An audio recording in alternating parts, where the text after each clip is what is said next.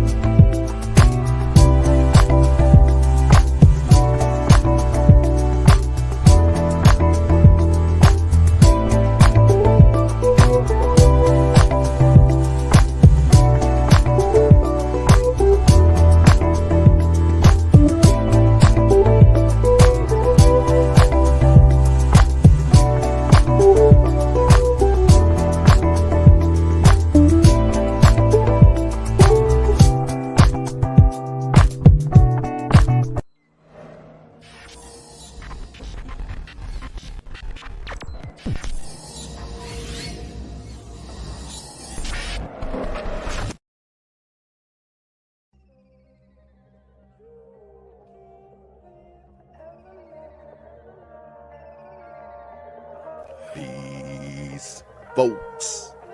This is X from TPOT Media.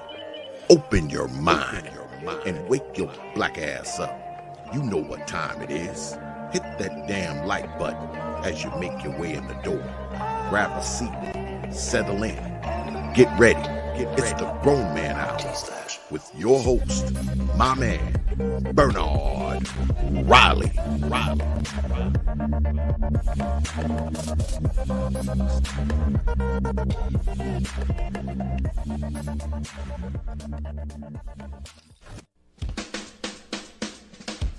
Hey, what's up, everybody? This is Mumia Obsidian Ali. You know who I am. I need no introduction, right? And you're listening to the Grown Man Hour with my man Bernard Riley, heard weekdays right here on YouTube. What do you think about that? How about that? Now let's get back on with the show. Thank you.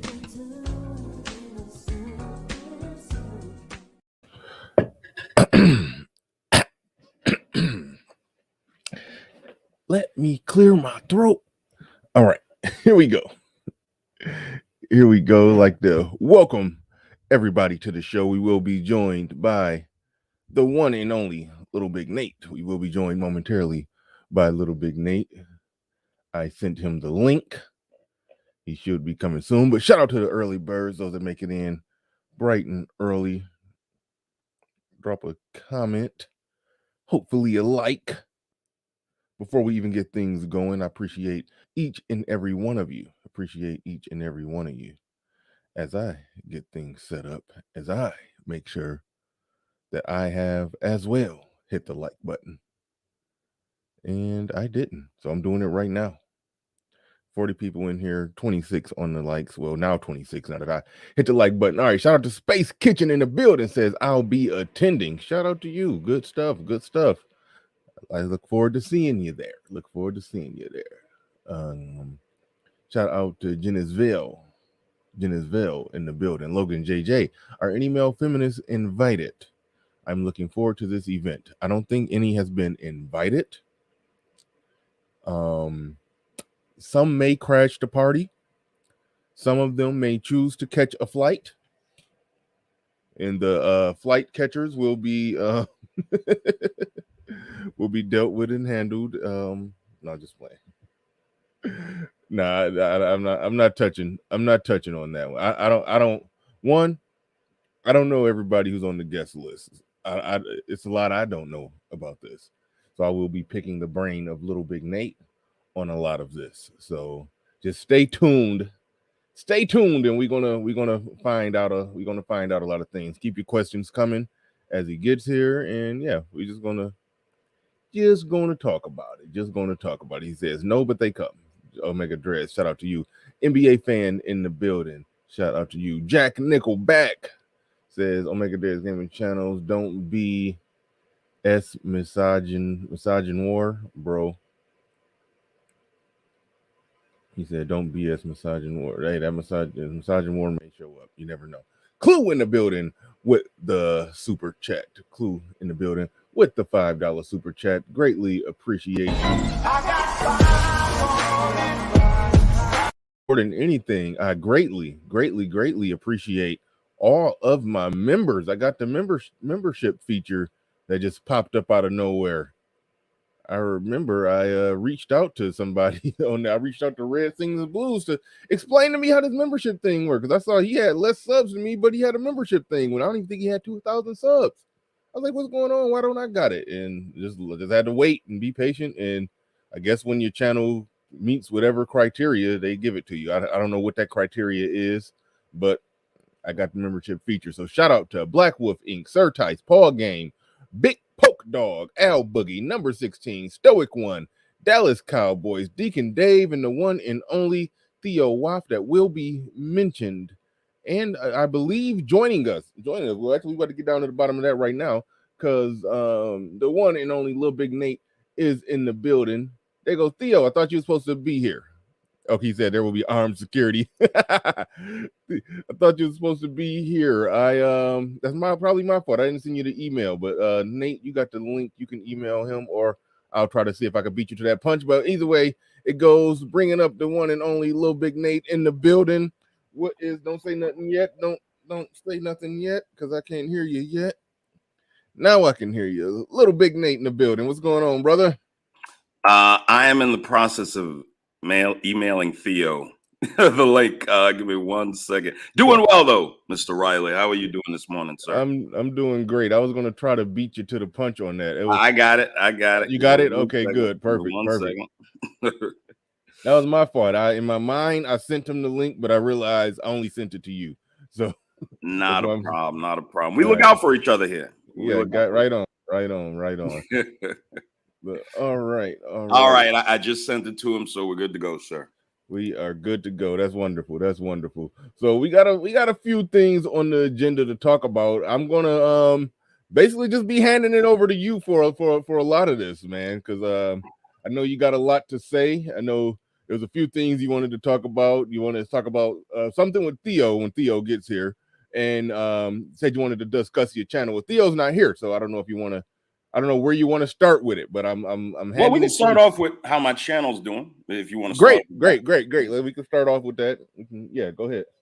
Well, again, good morning, folks. Appreciate you coming.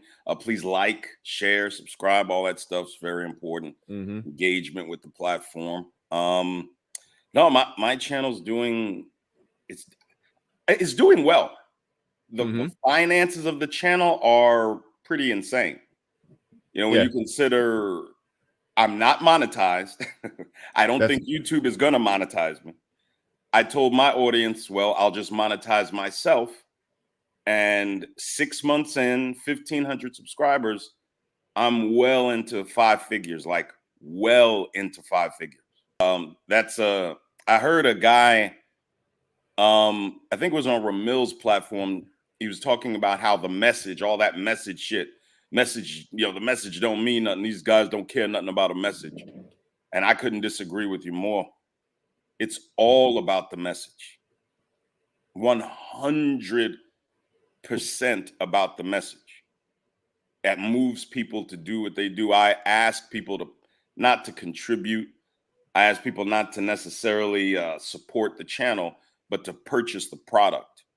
Because I think I give them like a legit, very interesting, very compelling product, and I just simply want you to pay for it. I want this to be transactional. Yeah. And we as Black people especially have to get used to paying for things of value that Black people produce. We have no problem paying for things of value that other people produce. You don't go into Walmart asking for a hookup. You know, nobody goes into the Toyota dealership expecting a hookup. You know, so again, not that Black or business people that happen to be Black can demand anything from people. If you get in the game of entrepreneurship, you got to provide a quality product. And I think there's several content creators across the space that do that. And I pride myself in being one of them. And the receipts have established that. Shout out to Theodore Wolf. I got my largest single cash contribution the other day was $400. You know, this channel is 6 months old, and it's generating $400 cash apps or whatever, or PayPal's. This was a PayPal. So, you know, for those that doubted me, you know, I'm sure you're used to being wrong. And, you know, it's, and for those who are on the fence about starting a channel, you know, one of the things we need in the Black manosphere is talent.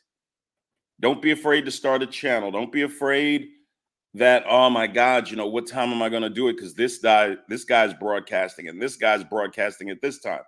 You know, Bernard broadcasting, and oftentimes Ramil Amir is broadcasting around the same time. You know, the key, which is also something I've been talking about from my platform, is not to be fighting over what's here. It's to work to bring new people in. So we're not worried about recycling the same 300-400 people. You know what I'm saying? Yeah, absolutely. Theo in the building. Hey guys. Hey, how's it going? I've had a crazy morning. It's a little, Theo. It's a little bit of like a hiss in the background. I don't know if you need to turn down the gain, as they say, but it's a slight hiss you got going on. Give me a second. So, yeah. Give me a second. All right. I'm gonna shout out some super chats. I think somebody else just came. Yeah, please read Clue. Clue is a lunatic.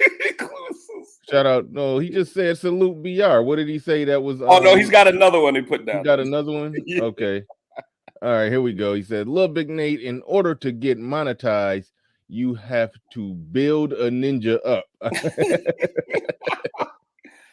I have a new Cash App. I heard about it. I just haven't seen it. Dude, you gotta see this. It is. I heard it. It's hilarious, man. Shout out to SKC, man. The mind of SKC. He's definitely going to hell, but he's brilliant. The Mac the Trucker in the building with the super chat. He said, "Salute to you brothers making big moves in the space." Hey, man, we're trying to do a little something. Man. But shout out to you. Appreciate you, the Mac the Trucker.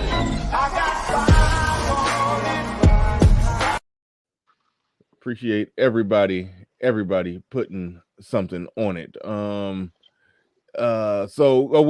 Big Nate, you were talking. So go, yeah, I'm gonna pass it back to you so you can go. Well, I know Theo's got prior engagement, so I'd like to have him speak, give his information on the tech side of this, and then we can move into the Manosphere meetup.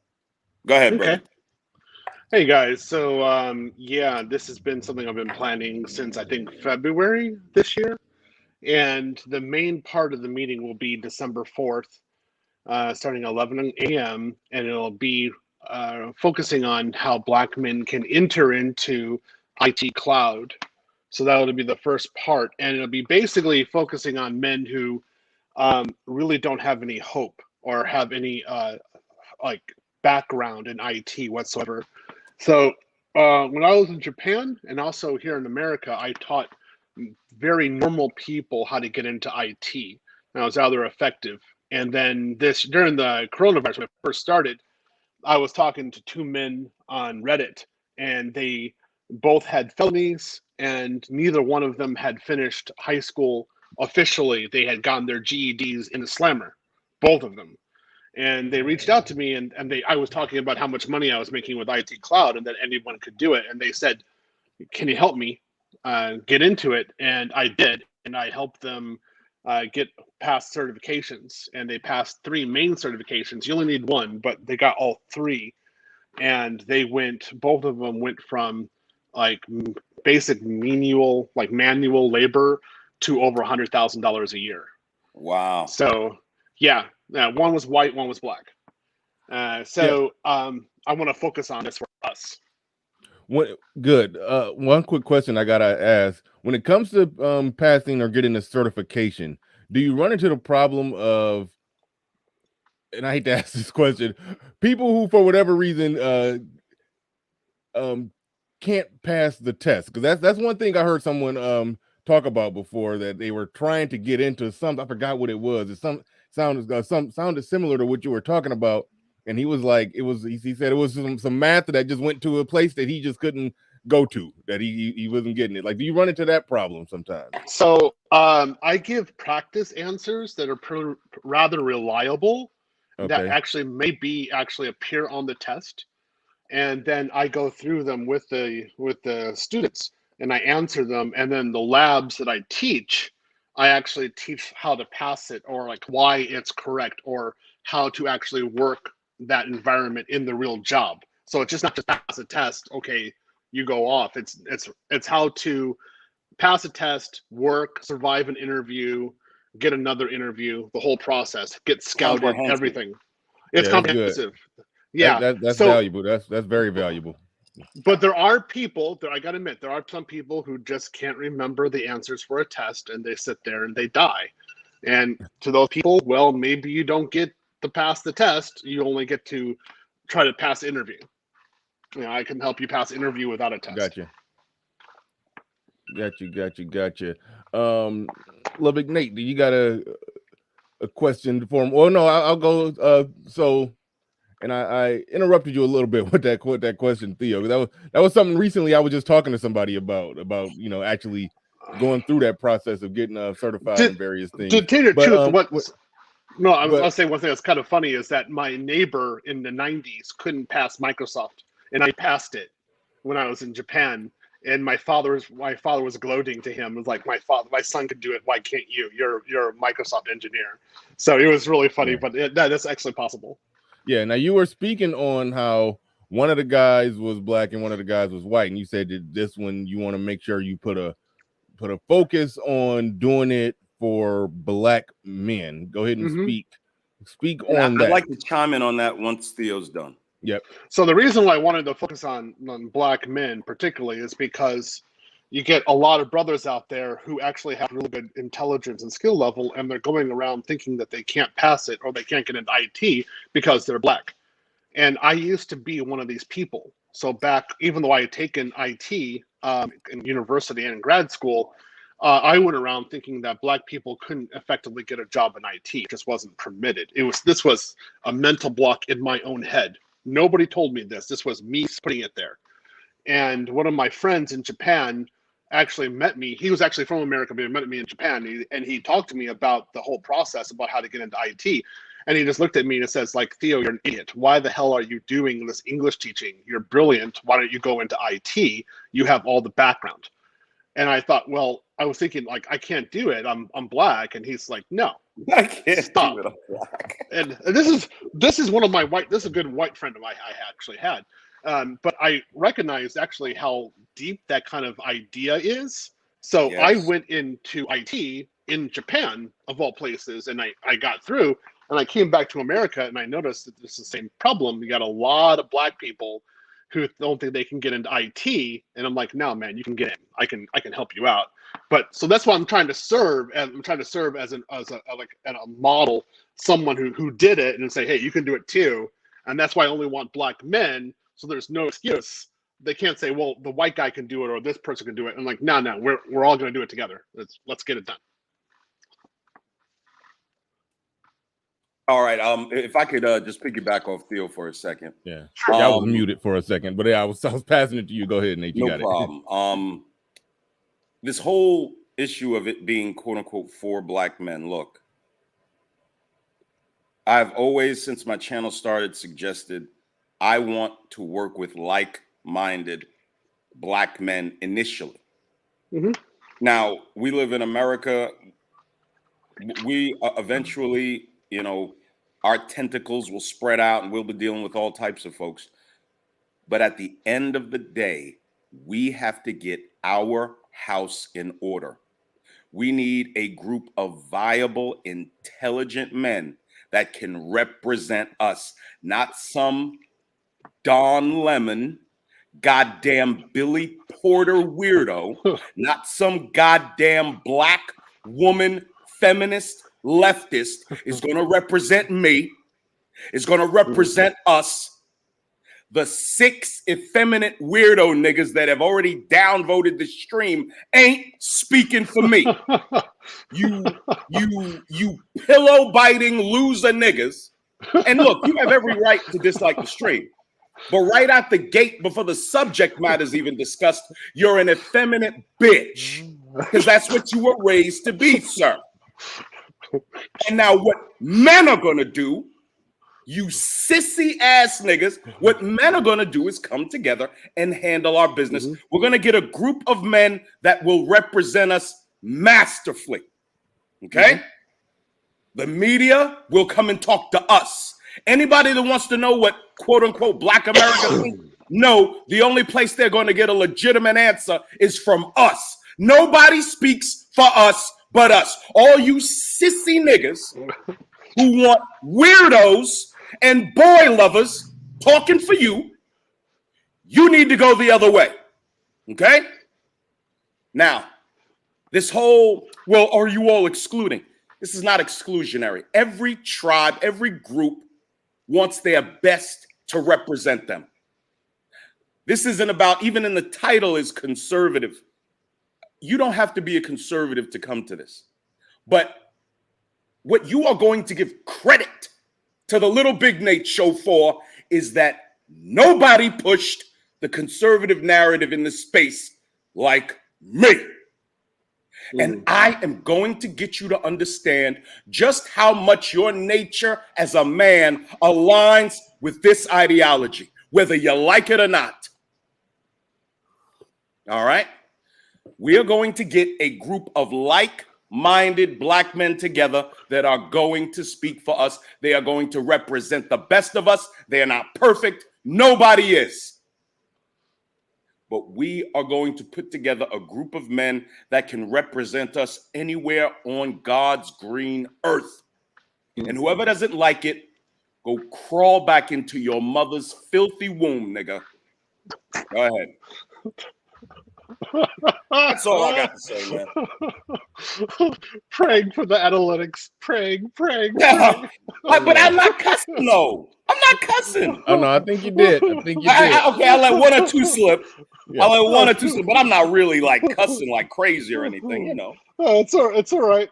I'm just sitting there like, I'm sure they allow some things through. Okay. Oh no, it's all good. It's all good. I tend to do my share of cussing too. Not I don't quite do it as prolifically as but I do a little bit. I promise, Bernard, I will not be cussing today. Not much. I promise. No, I think you will. I think you will. But either way it goes, hold on real quick. Nick Penn in the building with a $50 super chat. He says, I'm building a software consulting agency. We need more brothers in tech and software. DominateTech.com. Absolutely. Thank you for the $50 super chat. Appreciate you, Nick Penn.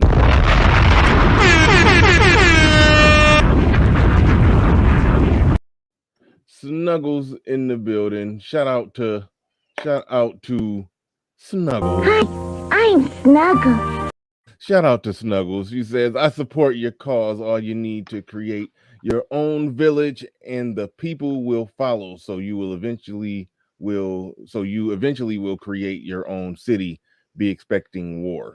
Thank you, Snuggles, for that. Appreciate it. Also, we got Muck, not Mac. I thought that said Mac, but Muck City Productions. Says BMP Black Male Power. Shout out to you. Appreciate the $5 super chat. Thank you for putting 5 on it. Appreciate you. Go ahead, Theo. You was about to say something. So one thing I did think about that is that somebody might say it's exclusionary. Well, this conference is free, so I can exclude. And that's part of the reason why I made it free. There's no cost. And so I can say it's only one demographic. I don't have anybody have to go after me. And not only is the conference free, but the training course, I'm giving 2 training courses afterwards, and they're both free as well. So you don't really have any excuse. The only thing that you have to have is an internet connection, and you have to have a computer. You have to have a notebook computer, some sort of desktop or notebook computer, so that you could actually run the labs, because you have to do AWS labs. That's the whole thing. And then there's going to be 2 emphasis on the training program. So for people who don't know anything, it's really how to get them to $100,000 a year job as fast as possible, what's necessary to get them in there. Now, for people who actually know something about IT, who are actually in there to some degree, or that have IT security already, I'll be pushing advanced IT cloud security, which is what I work in. And that's really to push those people towards salaries over $300,000 a year. So there is a dual tier. And I know that some people come there with some experience already, and some people are not going to have any experience. And so then that's also going to go into a mentoring program where the ones with experience will be helping those without any experience at all. Now, Theo, what I think you have to prepare for is, in the event you have an interview with Roly-Poly Martin, he'll attack you for taking the initiative to do something yourself as a man, like he did with King Randall, instead of why don't you wait on the government? Could you answer the question? Who are you to think you could actually affect change among Black men? And why aren't you waiting on your Black CBC representative to do that? Something I learned in Russia is you never wait for the government. You should always act as if the government doesn't exist, or it's there to abuse you. You go there and you make your own thing. You make it happen. And particularly when I was in Japan, when I was doing training in Japan, I noticed that my Black students were my best students that I had. And so my whole question was, why can't we get more of these highly educated Black male IT professionals into high levels of IT? And this is something I was really wondering, like, why is this an issue? So I don't care about what the government does. And if someone actually came up to me and said that to me, I'd be like, go get stuff, man. I got no time for you. And that's it. It's not going to happen. Wow.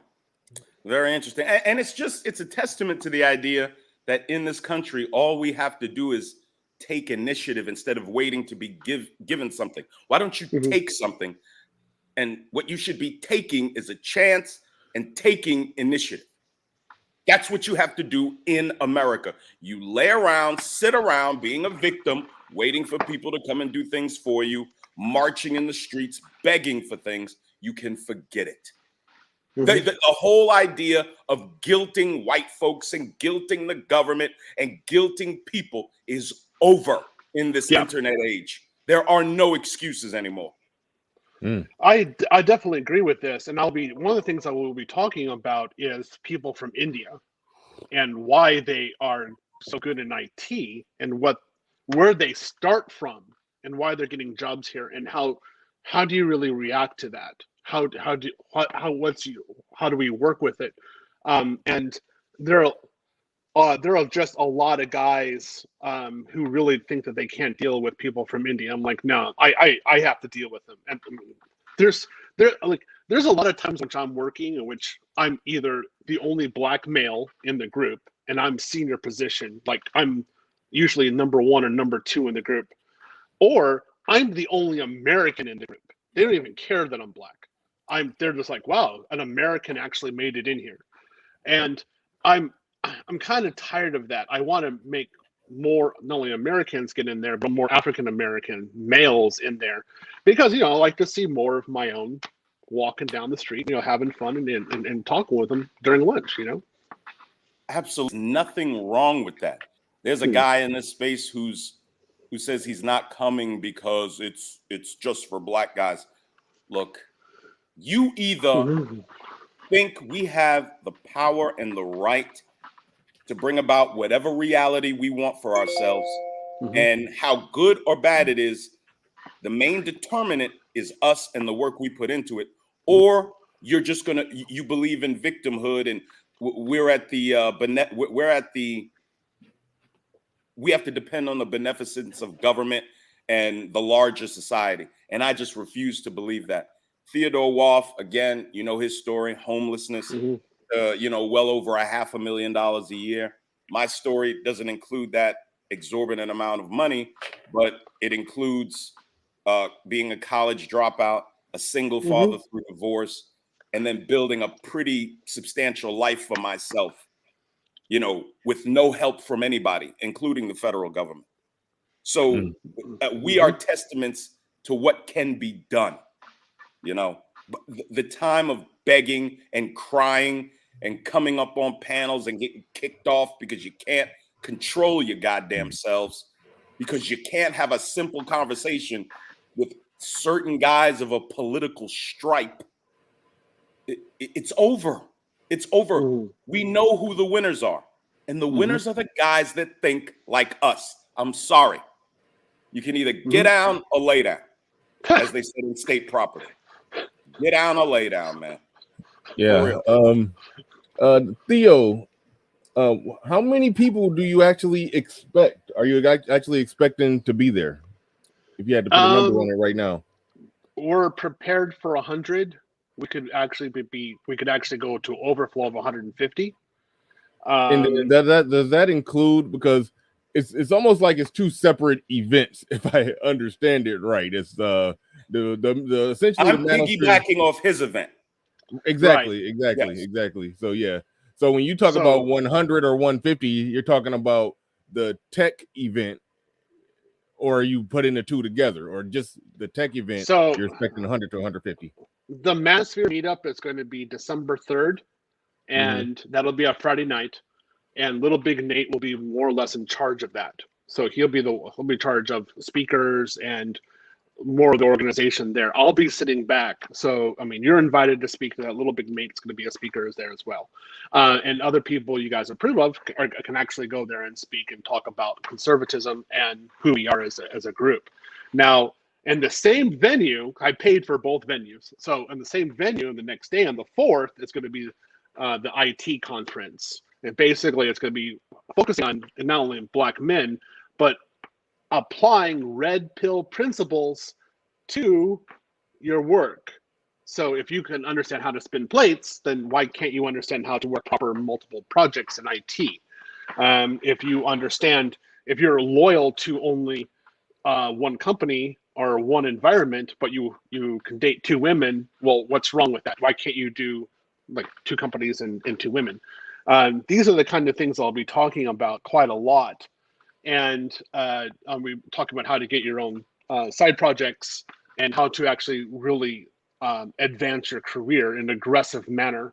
What I see is that a lot of people, particularly African-American men, are actually rather passive, and even when they get into IT, and they're expecting someone to guide them to help get them to another level. And that's not the way it works. You have to think very much like a foreigner does, like I did in Japan, which is, I'm the only one who's going to get me to the next level. So what do I need to do to do it? I'm going to do it as fast as I can. And that's how you do it. It's pure bootstrap. No one else helps you at all. Hashim Johar in the building says, respect to the panel. I was guided by some brothers into IT, over 100K for the past decade with just a high school diploma. Good Salute stuff. to him. Shout out to you, man. That's excellent. That is excellent. Shout out to you.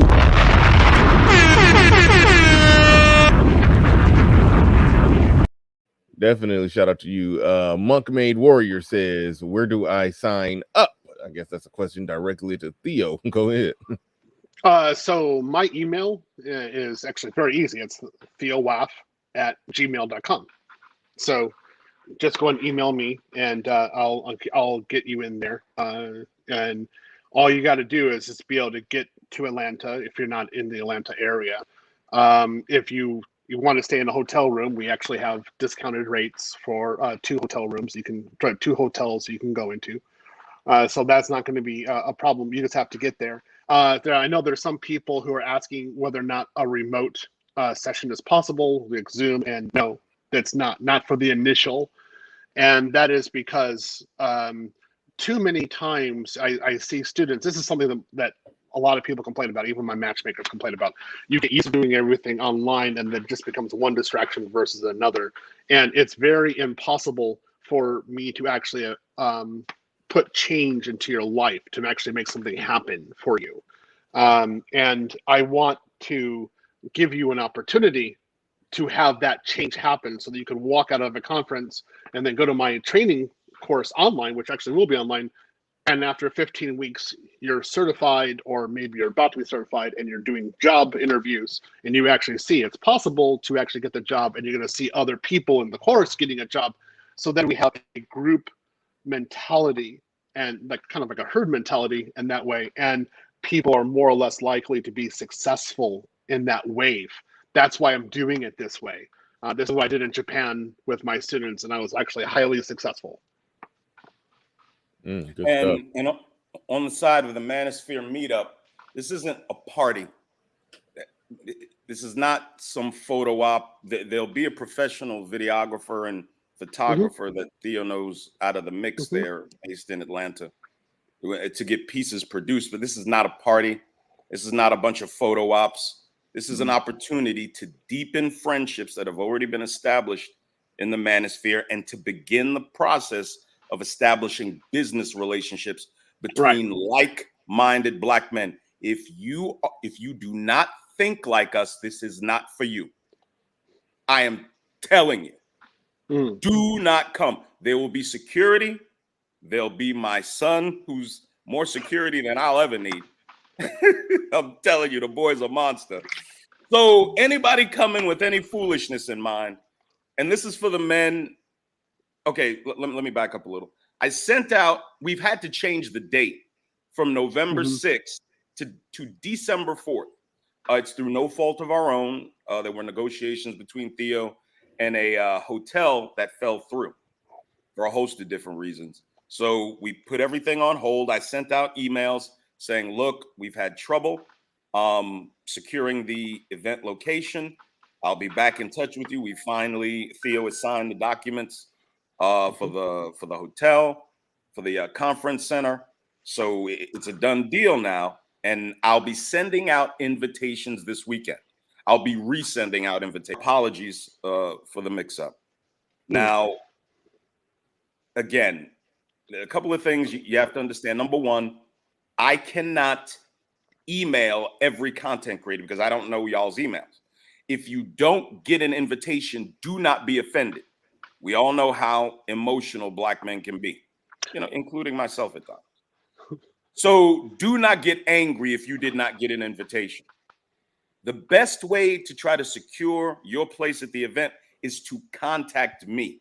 My email is in the drop-down description of every one of my broadcasts. All you got to do is hit the drop-down description. My email's towards the bottom. Email me, and we can discuss you're coming to the event, okay? So again, don't take offense if you did not get an invitation. To those who have been sent invitations, but I sent out invitations like, I don't know, 3 or 4 weeks ago, and there was a period of maybe 2.5, 3 weeks before I had to send out the email that we've had to stop because we have to change locations, and 90% of the guys haven't responded yet. Right. Gentlemen, I understand why you don't respond. You're kind of waiting to hear this or that, and that's fine. You'll want to go ahead and respond as soon as you can, okay? Because we need to know how many rooms and what type of space we're going to need to accommodate. Also, we're going to be going to a restaurant, hopefully close by. And again, Pablo, I've sent you a couple of emails. I haven't heard back from you, sir. You got to contact me.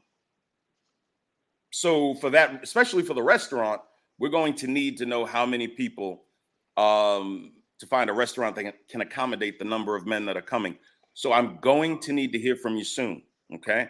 Now, invitations have gone out to men that have issues with each other because I don't want to seem like I'm on one side and not on the other. Look, let's just lay this out here now. If you don't want to come, it's fine. There'll be nothing negative said by me. If you don't support this, that is fine. You have every right not to support it. What you don't have the right to do is shit on it. You shit on it, and I hear about it, I'm coming for you. I am sick of weak, broken niggas talking down what black men are trying to accomplish. Now, again, if you don't want to be a part of it, bruh, no smoke.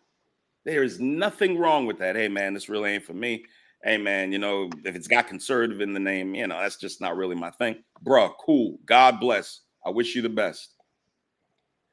But if I hear about anybody getting on their shit, putting down what we're trying to accomplish, taking this blackmail media, blackmail manosphere thing to the next level, I'm going to take it personally. I'm telling you. Don't shit on what we're trying to do. If you don't want to be a part of it, that's no problem. You have every right not to. And no one will say anything about you opting not to come. Nobody should have anything to say about it. That's your right. God bless.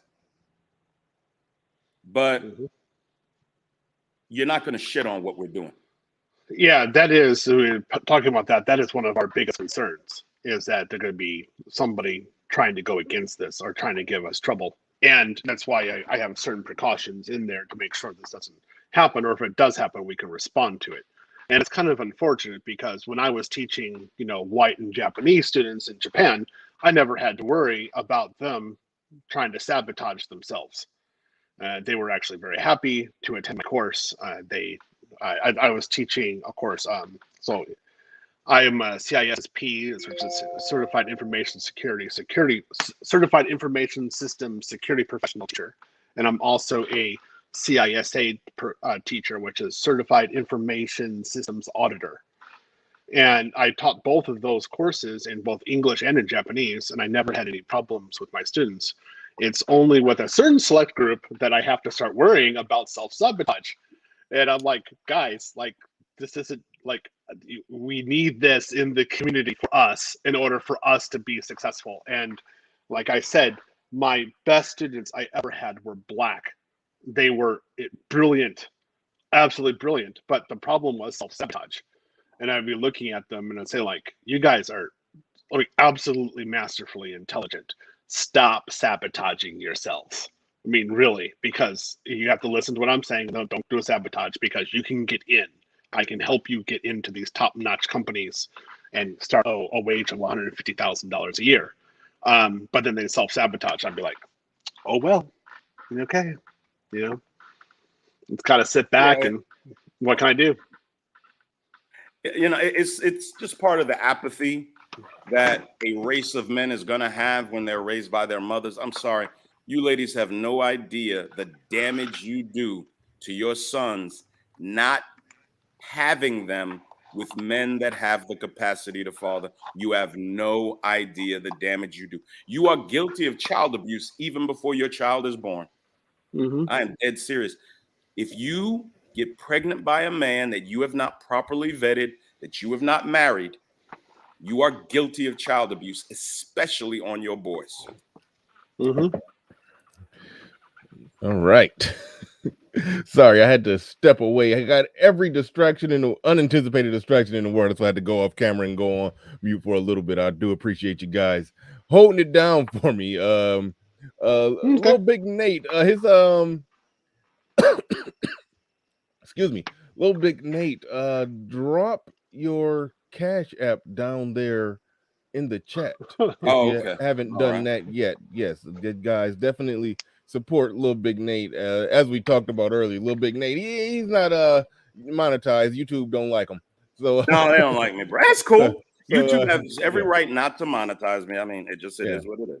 Only way you can support Little Big Nate is hitting that Cash App. But Justin March in the building with the $5 super sticker. Definitely appreciate that. I think Hashim Jahar just came back in here with another one. He said I won't be able to attend, but if there's something I can help with, please let me know. I am also connected with some like-minded brothers in the DMV and up and down in the East Coast. I'll let you guys respond to that very briefly, but shout out to Kenneth Williams also coming through with a with a $20 super chat. I definitely appreciate that, and I can go ahead and respond to what the brother Hashim Jahar just said.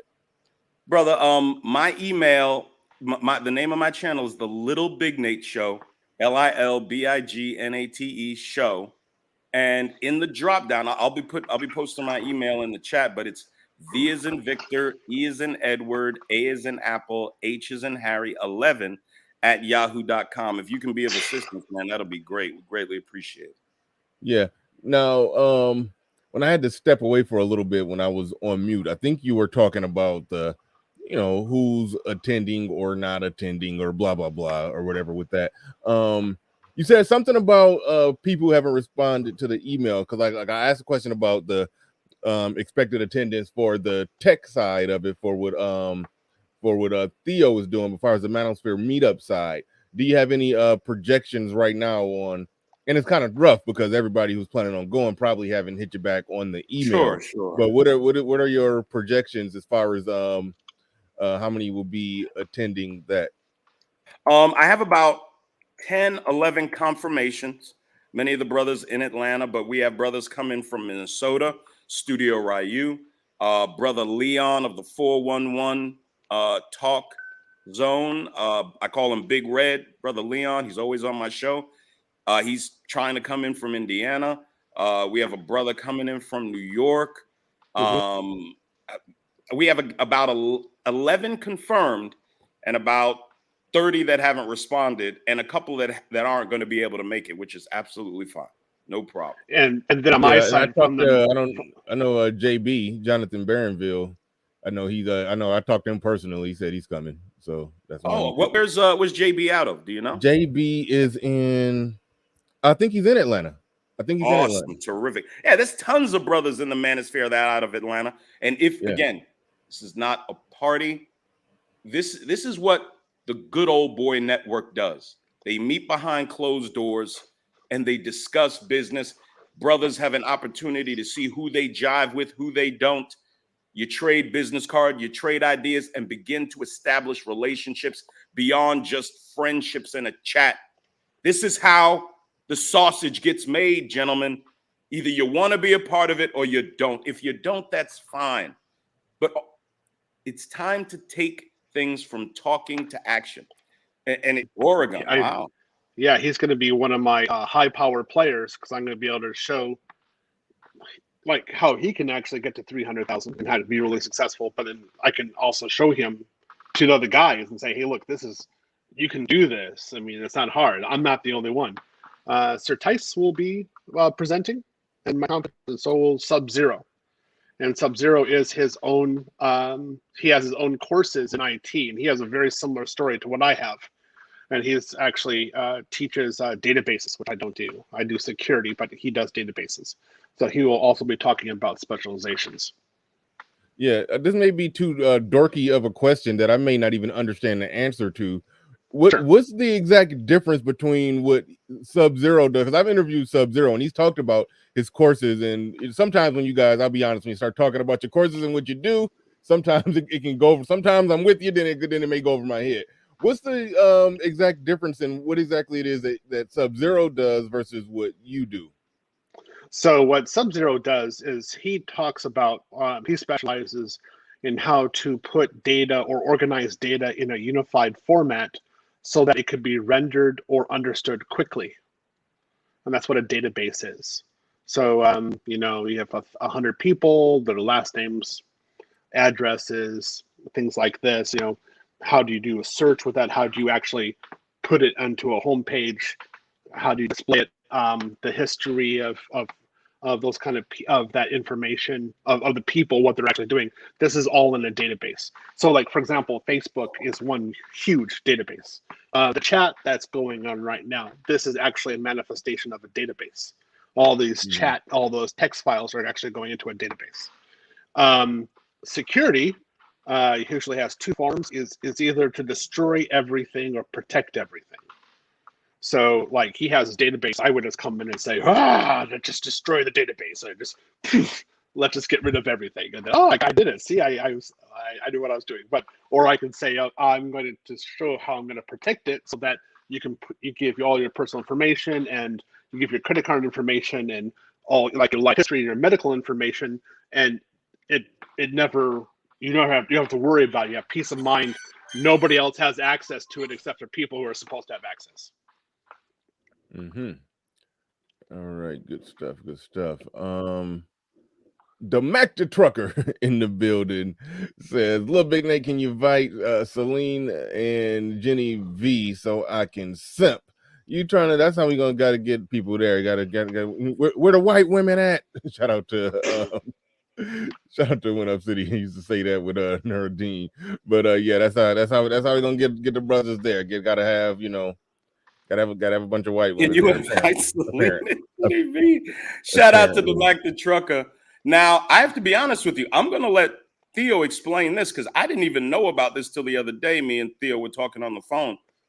Theo, how are women exactly going to play a part in this? Could you explain that? There will be another section that'll be happening simultaneously, and we're still working on a little bit parts of this. So there will be a femininity and cooking course in the hotel at the same time while we're doing this IT conference. And we are now organizing the women who actually be involved in this. And so I will be fitting the bill for it, but I will not be doing the organization for this at all.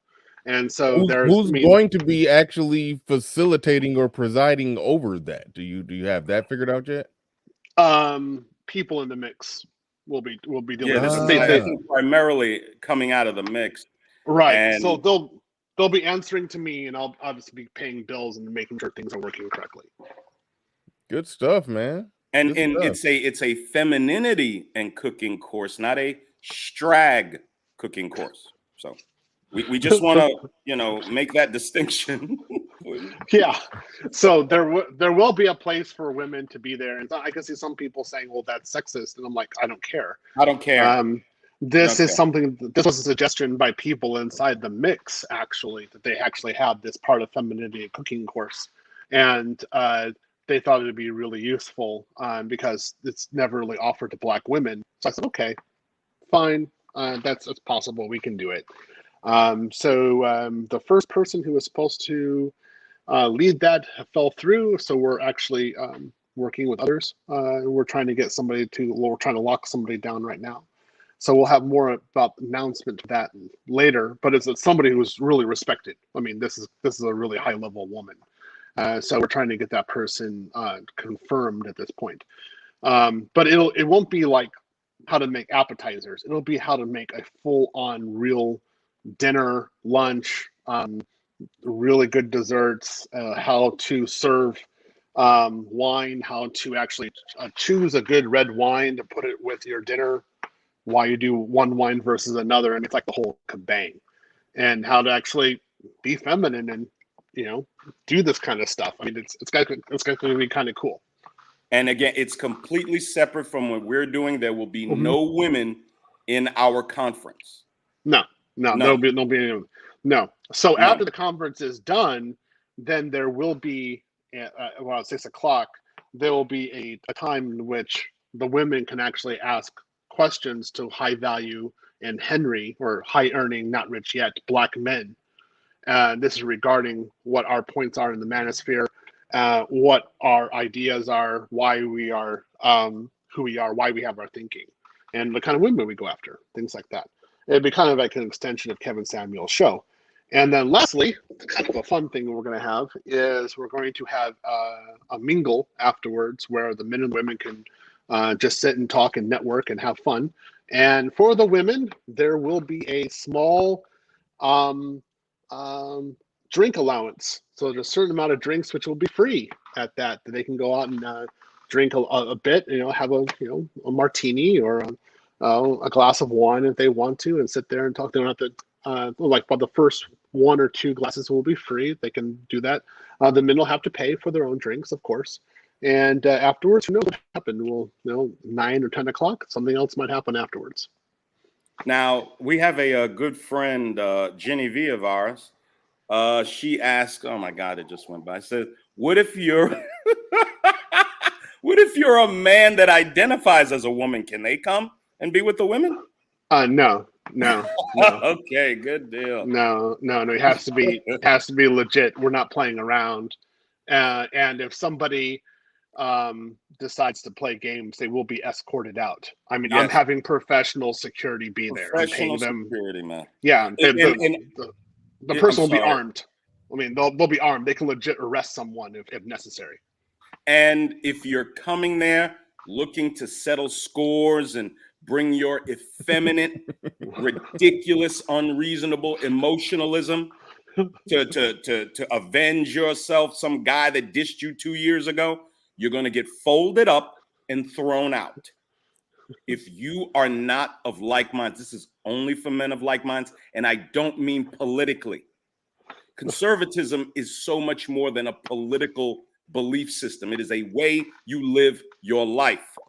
And if you're opposed to the idea of patriarchy, you're opposed to the idea of participating in this system we have here in this country, if you're opposed to the idea that we can take our future in our hands and accomplish whatever we want, this is not for you. Go back to your empty platforms and cry about shit. Shout out to Coach Ali's Corner in the building with a $20 super chat. He says, coming in late BR, what event is going on? Would love to support. Actually, me and you talked about this.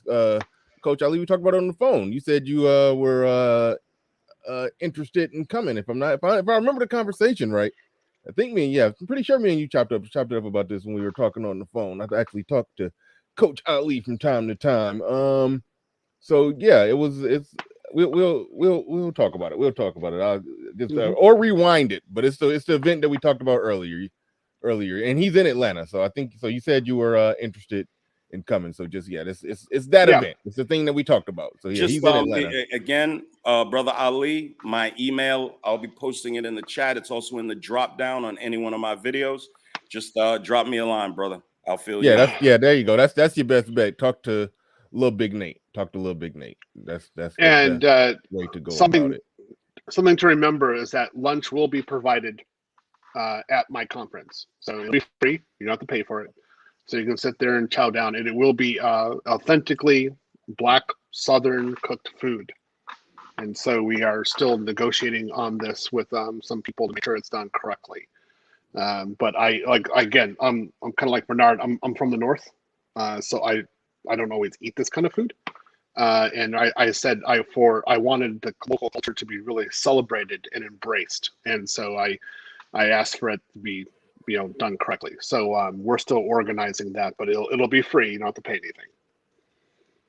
Brother Freedom Journal says I have to be a part of this, bruh. I'll drop my email again in the chat. Just contact me, man. Yeah, moderators, how about you guys continuously spam the chat with Little Big Nate's email and let it be known in the copy and pasted message that Little Big Nate is the person that you need to contact if you are interested in attending. So do that. There's his email right there, but moderators. So moderators. I want moderators to do it. I mean, Little Big Nate don't got a problem doing it, but it's better if moderators just continue to do it. That way, if Little Big Nate is talking or cussing somebody out, he don't have to worry about cussing somebody. You don't have to worry about cussing somebody out and dropping his email at the same time. So help him out. That'll be a little taxing. Gentlemen, let me reiterate this. This is not about politics. I'm sorry. Yeah, that's true. Anybody trying to make it about politics, you're wrong. This is about identifying the way of life that is best for us. If you want to deny that the message in the Black manosphere most coincides with conservative doctrine, that's you. If the word conservative is so upsetting to you, just balls up your vagina, the muscles, and they start seizing up. I don't know what to tell you. But if you're honest and you write down all the things that we constantly talk about in this space, the top 10 things that are most important to the men in this space, you'll find 80% of those things coincide with conservative ideals. They just do. They just do. Get over whatever mental block you have with the word conservative and all these visions of white people, these scary white people. You know, I see white people. White people. Get over it. Get over it, man. Yeah, this is definitely true. And I'm going to be talking very much about this and about how people have this problem. In fact, I had this problem myself, and how to get over it, how to just say, I don't care. What do I need to do? And I just want to be honest, in IT, most of the time, people do not care about your race. They're just, can you do the job? And what is your price? That's it. That's the only two things that are important. And I need to talk to men about how to actually do contract negotiations, because a lot of times people have no idea how to actually sell themselves and promote themselves. And so I want to make sure that men come out of there at least with the idea that they can get into IT, and that there's a road, there's a path to doing it. And also, this is from people who have no clue about IT at all. I'm going to be giving them foundations in IT in the cloud, and then also show you the path towards your specialization that you want to go into. So, for example, if you really want to go into compliance, okay. If you really want to go into programming, that's just what you are. Okay, I'm going to show you how to get into programming, what that involves. If you want to do, for example, like web application firewalls, which is what WAF means, web application firewall. Well, I'll show you what that means, what you have to do in order to get that, how long it's going to take for you to do it. I'll be realistic with you. And then I'm also going to be realistic with you about how your life is going to change, what to do with money. When you get the money, how not to blow it. Exactly. But for example, what does $100,000 a year mean on a real, like a practical month-to-month basis? Well, month to month, it really means $3,000 every 2 weeks or so, basically twice a month. So what are you going to do with that? If you haven't had that much money, I'm going to teach you how the structure of actually how to save it, but also be teaching you how to maximize 401ks, how to get projects on the side, and then also how to properly save that money and invest it afterwards. I'll be showing you the path that I went through, actually, when I went basically from homelessness to making real money. And Theo, can you speak on the accommodations for content creators? Yeah, so there are actually two levels. So for the content creators, there's actually going to be a very spacious place within the Westin. It's a little bit more if you want to go into it. It matters who you are. Some content creators, I'm actually springing for them, and their accommodations are free. Others, no, I don't know you. So sorry, I don't want to be cruel. I'm sorry, Theo. You might have. I probably didn't explain it, but when I say like for them to broadcast, that's what I meant. Yes, for them to broadcast. Okay, so there will be a very good high-level interview area, so that you can sit there actually with a fireplace, so you can sit there and interview people there if you want to, or you could do podcasts yourself with your own equipment, or my sound guy will be there and he can give you additional sound help, lighting help, video help that you might need, so that you can go ahead and do your work. Again, I want to make sure people understand this. I'm not making any content for myself. I'm not a YouTube content creator. I'm an IT guy. I know what I do. I'm very satisfied with what I do, and that's it. So I'm going to give you an environment. If you're a content creator, I'm going to give you an environment to improve your platform, to improve your content. You can actually do video of it if you want to. We'll do the conference, the Management Meetup. You could do with it as you want to. If you want my video guy to do some video for you and then give you options, raw data or edited data, he can do that as well. But nothing is going on to my personal channel. Not at all. You get to have full ownership of it. I'm not there for that. And you'll have no limit to the number of guests you can interview. Again, there'll be ladies there that you'll be able to sit and interview. It's going to be a well-organized, first-class event led by intelligent Black men that are trying to accomplish something. If you can find a way to speak against this, You can find the evil in a newborn baby. You can find the ugly in a rose. I mean, I don't know what to tell you, man.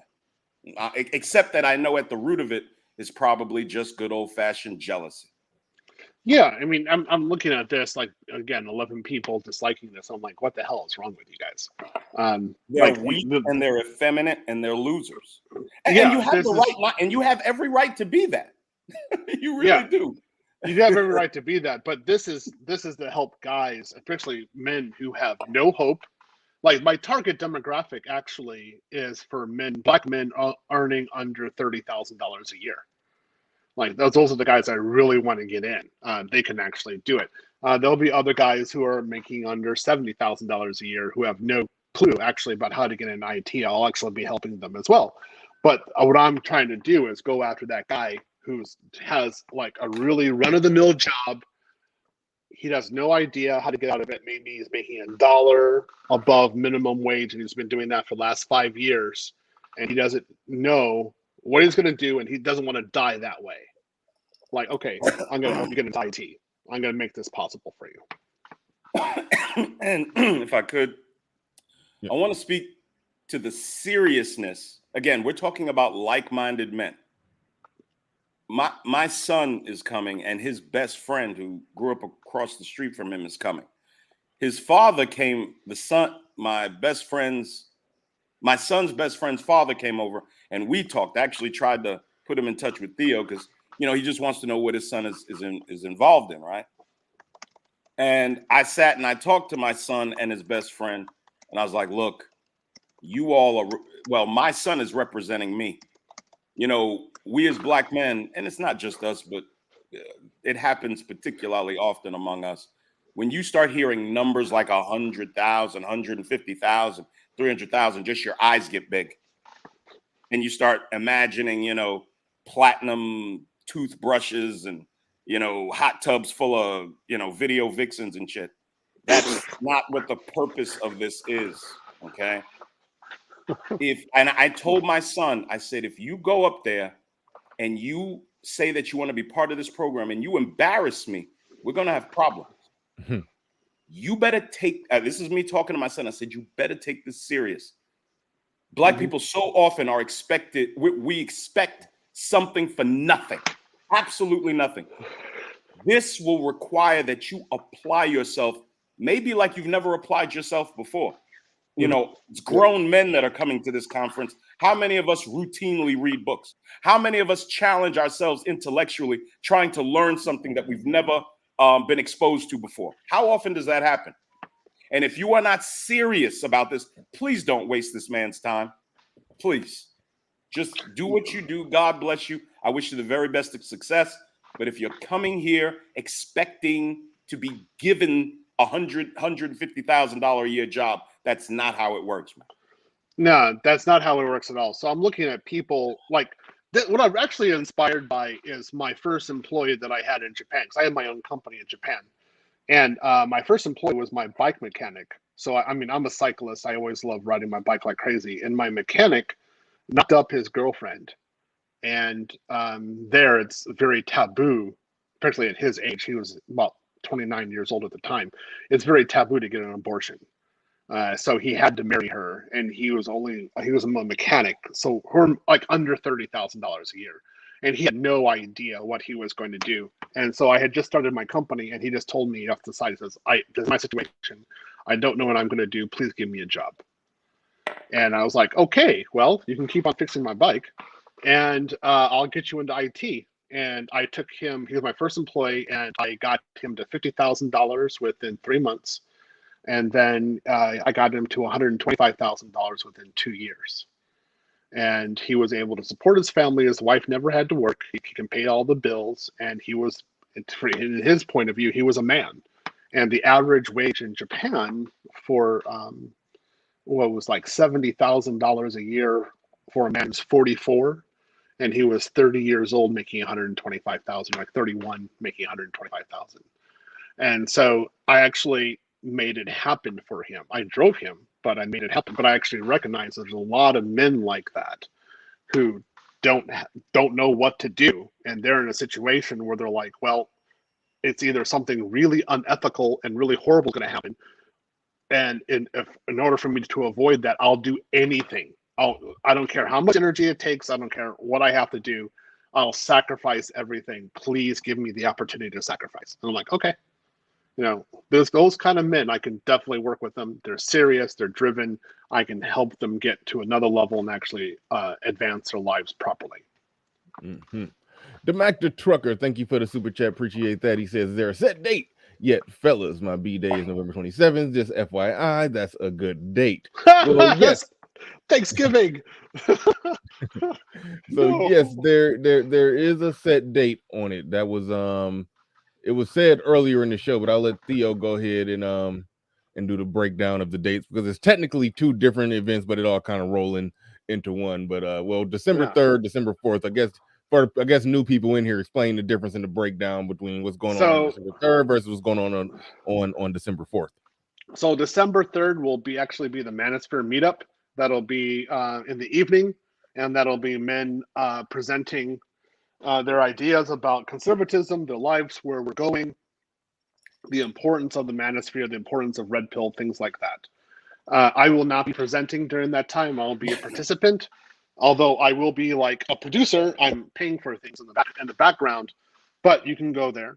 Then on December 4th, which is Saturday, that's where I'm actually really laying things down. So I'm doing my IT conference in order to advance African Americans in IT and show them what they need to do, and actually applying red pill strategies and towards the people's careers, and then giving them part of my lessons learned. And then after that, following that, in December throughout until March, I will actually be teaching cloud courses so that you can get certified and actually get a job, and I'll be giving proper guidance about how to get into IT field. And I have to address something that's going on in the chat. There's a guy named Dose. He's accusing me of talking down. Maybe you're not familiar with me, Dose, and that's fine. And, he's got cheerleaders, of course. Silent Lamont's a cheerleader. He always is. And I'm not talking down on anybody. I'm separating the serious men from those that aren't serious. I'm separating the men that would come here and waste our time and act foolish from the men that are going to come here and take advantage of an opportunity. If a man talking like a man gets you upset, when it opens up, come up and we can discuss it. That's all. I'm not talking down on anybody. You're just not accustomed to a man talking like a man. Theo's not the enforcer. I am. Me. So you, Silent Lamont, and whoever else, feel free to come on up and I'll address whatever concerns you have, gentlemen. All right. All right. Well, okay. Nobody's coming up just to argue or to talk junk. I mean, we're not gonna let this one go downhill. Just so if someone got someone has legitimate, come to the Little Big Nate show. Tomorrow I'm going to do a Manosphere meetup stream, and all you guys, none of you are banned. There's only one guy that's banned from my channel, but y'all can come through, and I'll drop the StreamYard link. You can come up with whatever concerns you got, and we can discuss it. How about that? Yeah, okay. We'll leave that there. But cut it out. The Mac the Trucker saying let it rock. But no. I mean, it's I'm not going to entertain if I get the sense that somebody just wants to come up and just to kick dirt on the whole thing. Of course, we have to expect that. I'm not even going to entertain that. If someone got questions about it, just want to talk about it, just want to talk about what can be expected there. Maybe they came in late and didn't hear everything that was said in the beginning, so they need some questions filled in about something, or they just want to add something to it that they think would be a good idea, or I'm good with that. But I mean, no, this isn't. I'm not going to let somebody come up and try to handle a personal vendetta or anything that they got against Little Big Nate. We're not going to do that right now, not on this show. And gentlemen, this is a positive event. Soul Provider Speaks says we be live streaming it as well. I like Theo said, I don't believe Theo will be exactly live streaming it. He's not a content creator, but he said he has a space set up there for content creators to go live. So I will be going live there. I don't got it all worked out. I'm going to try to do multiple streams from there. I'm going to be recording things. I'm going to be recording a lot there. Put it like that. Just know that. And I don't know if Lil Big Nate is planning on doing something. So there may be some pre-recorded stuff or and some live stuff. So some of it will be live. Some of it you will get to see, but so it'll vary. But I'll make sure. I mean, if I'm going to be there, I have a platform. I'm going to use my platform to try to produce as much content as I possibly can for the event. So I'll definitely be doing that, and I assume other people will as well. I so actually, no, go ahead. I was going to say, like, both of your microphones, I just ordered them yesterday. So you're gonna have both of our microphones. This is news to me. What's going on? Yeah. So you will have custom microphones for the conference. Oh, wow. You can take it home afterwards. Man, Theo. Wow. Yeah, you gotta chill, Theo. Yeah, man. You gotta chill, Theo. But yeah, if I could speak to this man is coming out of his pocket in a tremendous fashion. I'll leave it up to him to disclose what it is if he wants to, but in a tremendous fashion. And he sees this over $500,000 man per year who has dropped all sorts of bread all over the manosphere. I mean, heavy bread. Shout out to Ike Ogum. I'm sorry. What's his last name? Shout out to Ike Ogiamian. Ogiamian. No, not Megan. Trouble with that. Mean. Ogiamian. Shout out to Ike. Shout out. Any moment, what's a pity? Had to play that. Now we have another legit heavy ass hitter in this space.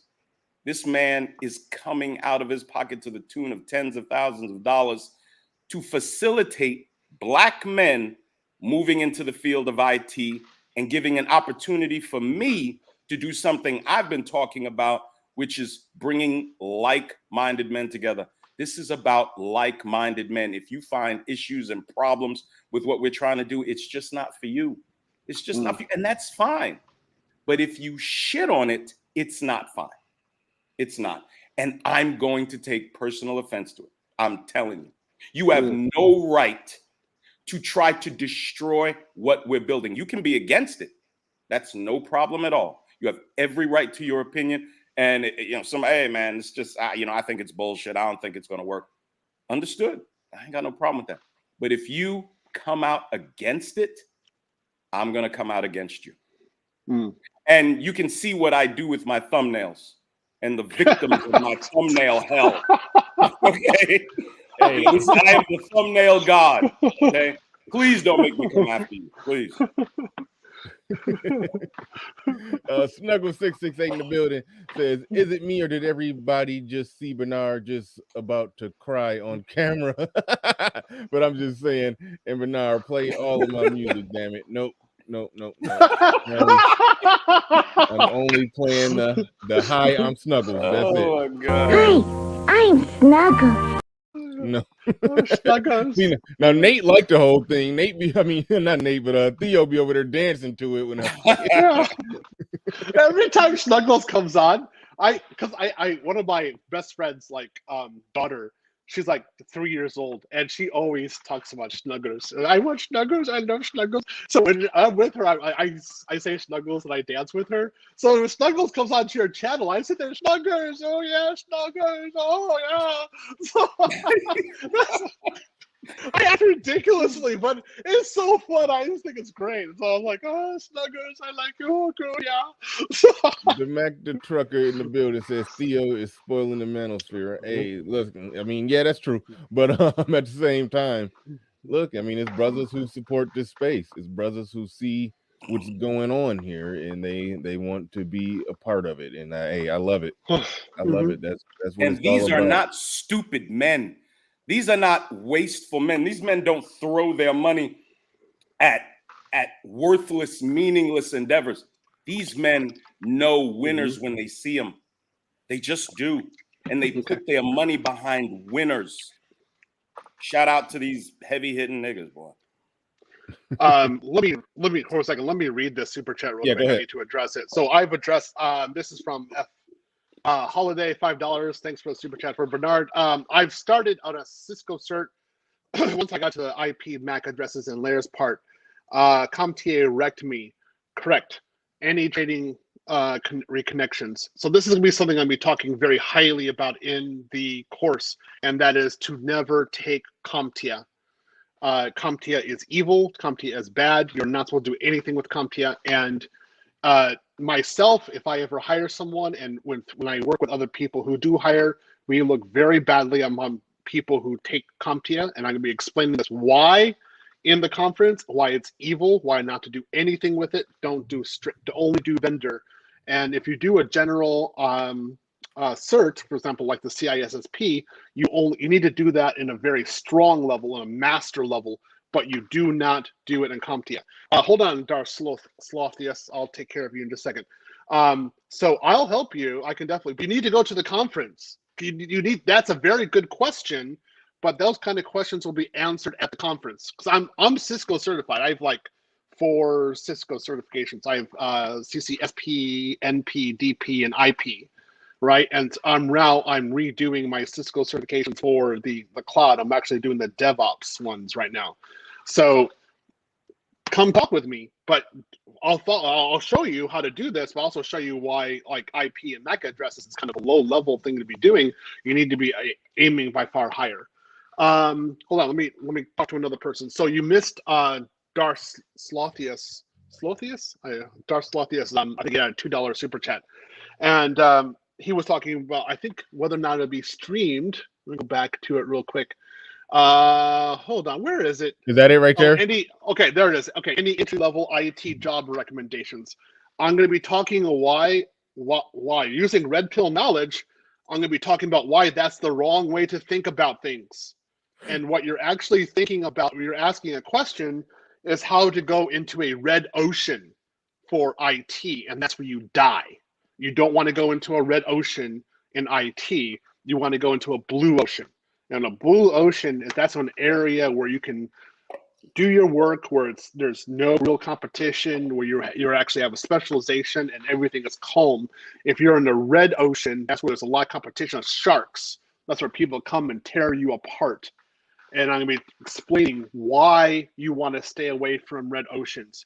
But what I see is most of African American men, when they're actually asking me these questions, they're actually going into red oceans. And I'm actually begging them not to do this because they're going to get destroyed. They're going to make max $45,000, $46,000 a year. They're going to have dead-end jobs, and then their job's going to get sent over to India. And it's going to get sent over to someone who's going to be in a blue ocean. So why is that? I'm going to be fully explaining it. So good question. You need to go to the conference. Yeah, you're the kind of guy I want there, sitting there, actually listening to me, listening to other men about how to actually be, how to actually advance yourself in IT properly.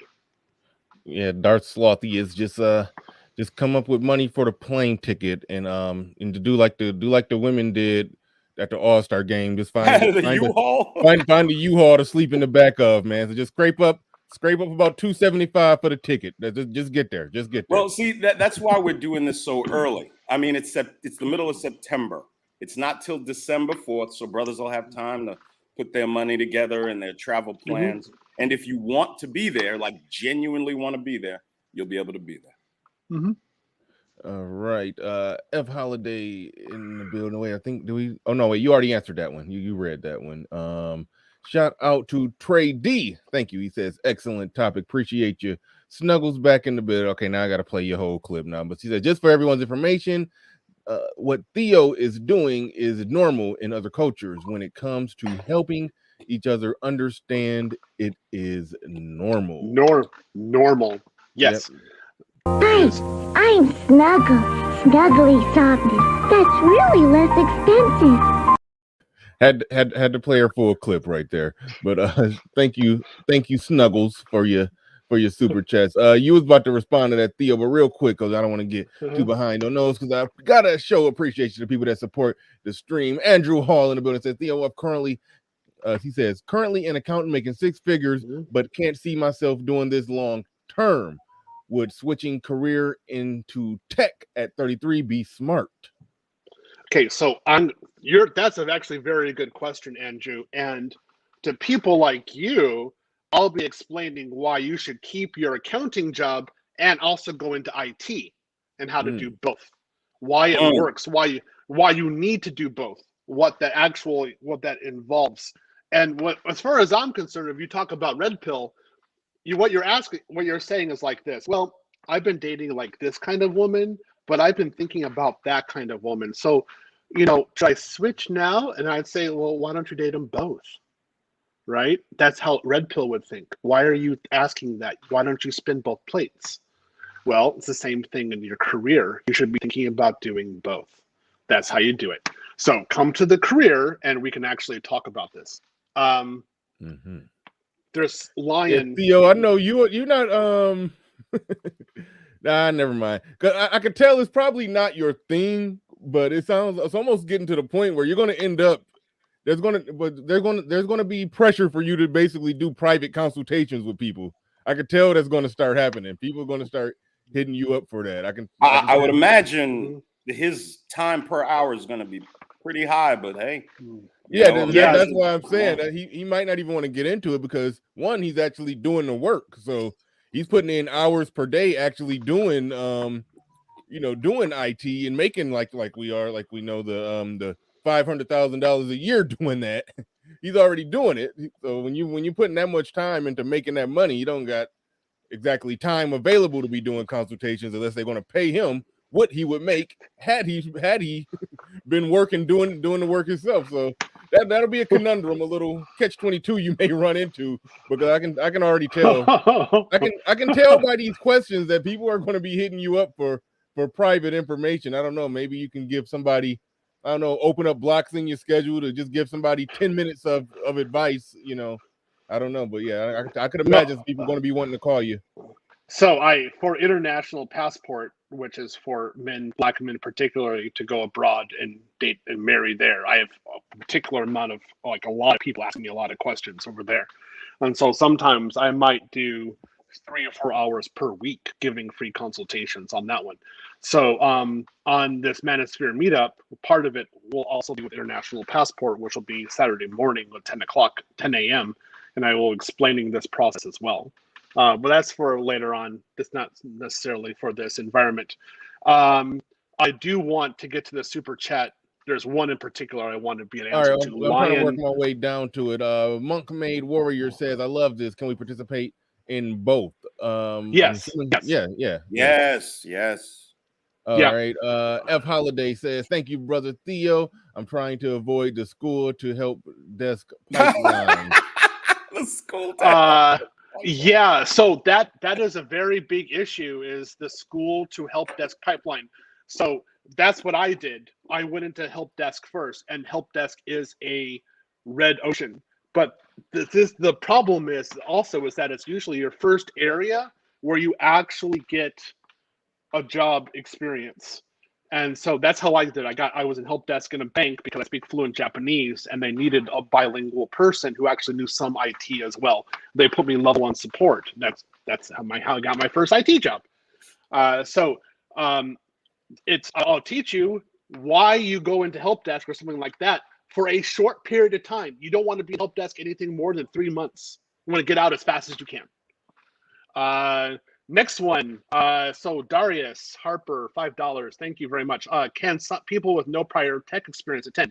Yes, this is designed for you with no prior experience. Also, if you don't have a college degree, if you don't have a high school degree, if you have a felony, go to my conference. I can work with you. Email Little Big Nate. Put moderators and Nate. Put your email in the chat. Moderators put Little Big Nate's email in the chat. People after this or people watching this going to need to know who they need to contact to get the information about the conference and when to get there and where to be and all of that. Yeah.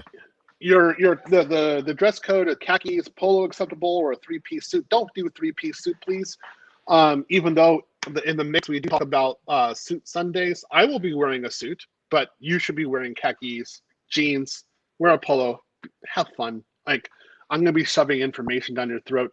Plus, you're going to be talking mainly with your mentor there, and talking. I'm having various labs inside of the conference, so you'll be talking with other like-minded black men. You don't need to have a suit for those guys. Let's go to the next one. Hey, can I speak to that real quick? Yeah, sure. Now, of course, Theo runs his event the way he wants to. My only thing is, can we step it up? Sure. Is there a problem coming? A blazer with those khakis. It's about black men just getting to the next level of things.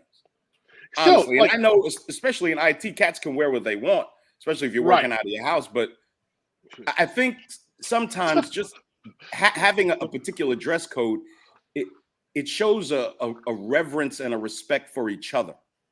You see what I'm saying? Yeah, I would definitely say that.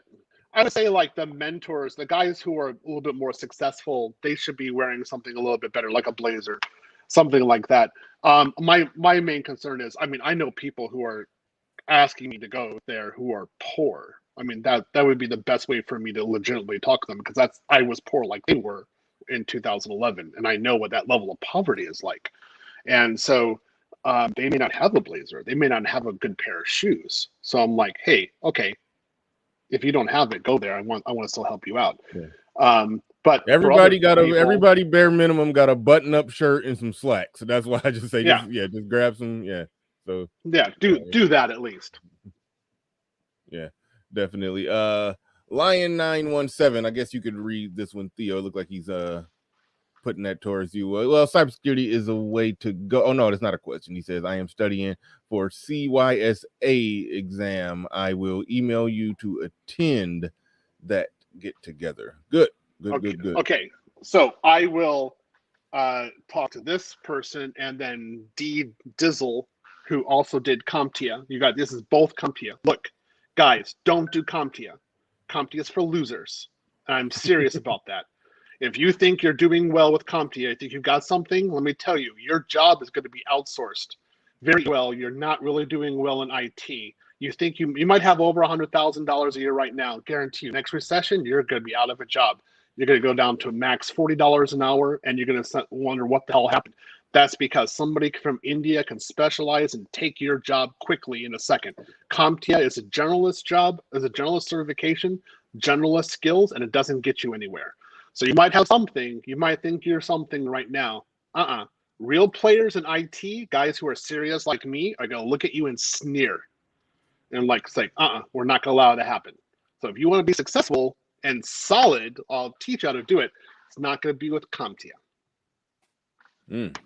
Flim Flam in the building with the $10 super chat. He says, I'm late to the show. How can I get started in tech? Go to my conference. So it's December 4th in Atlanta. Come there, it's free. And we'll be posting more information about it. You can send email to Little Big Meat, send to myself. We'll get you more information about it. But you have to go to the conference. That's how it works. Okay, all right. I think that may have been the last on the super chat question. Well, Hoop Jargon in the building says, peace, fellas. Hoop Jargon checking in. Shout out Hoop. Shout out to Hoop Jargon. All right, I'm gonna open it up. People want to come up and ask questions. Yeah, Hoop Jargon. I like how he says it. He says, tell us how you really feel. I really say that because I've just seen too many people with CompTIA do dead end crap, be endless help desk, and I've seen their jobs go to India. And not only that, I've never hired anyone with CompTIA. In fact, if you have CompTIA in your resume or your LinkedIn, it's automatic rejection. I wouldn't even deal with you. So people might be asking, what is CompTIA? CompTIA is a very, very, as far as I'm concerned, is a generalist certification in IT. And none of us who are specialists actually respect it. What we think is it's like somebody, it's like, let's say that like I have a conference, or like let's say there's a big event, and I'm trying to how do I really explain it? I'm thinking about it a few days ago. It's like somebody who gets in the door with the minimum, and they think that they are the max person. They think they're the shit, but actually they're just shit as far as I'm concerned. They haven't really done the work. So, for example, there's like the CISSP, which is Certified Information System Security Professional, which is what I am, is a very high level specialized certification in IT security. This is recognized as the foundations for working in IT security. Well, CompTIA has security certs as well. So I've seen people get the CompTIA security cert and then go into an area and think they're on my level. And I'm looking at them like, no, you're not. In fact, you're gone. And if I don't annihilate the person, I just step back and let another CISSP annihilate the guy. And I'm like, I'm tired of you. You're not on our level. And I've seen people with CompTIA do this for network, seeing that they're on the level of Cisco, or with desktop, I think they're on the level of Microsoft, or on cloud, I think they're on the level of AWS or Azure. And I'm like, no, you are not. So if somebody just said, is it like a GED? Yeah, it's like a GED.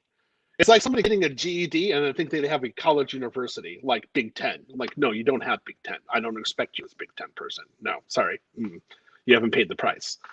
So, I mean, people might get really angry about that. I don't care. What I'm going to do is teach you how to get the real certifications and actually do the real work to get recognized and be solid, and then have people going after you, recruiters going after you, because recruiters really aren't going for CompTIA unless they want somebody who's kind of like a loser and they want to pay. They have to have the guy in the United States for some reason. That's why you're going to get a CompTIA.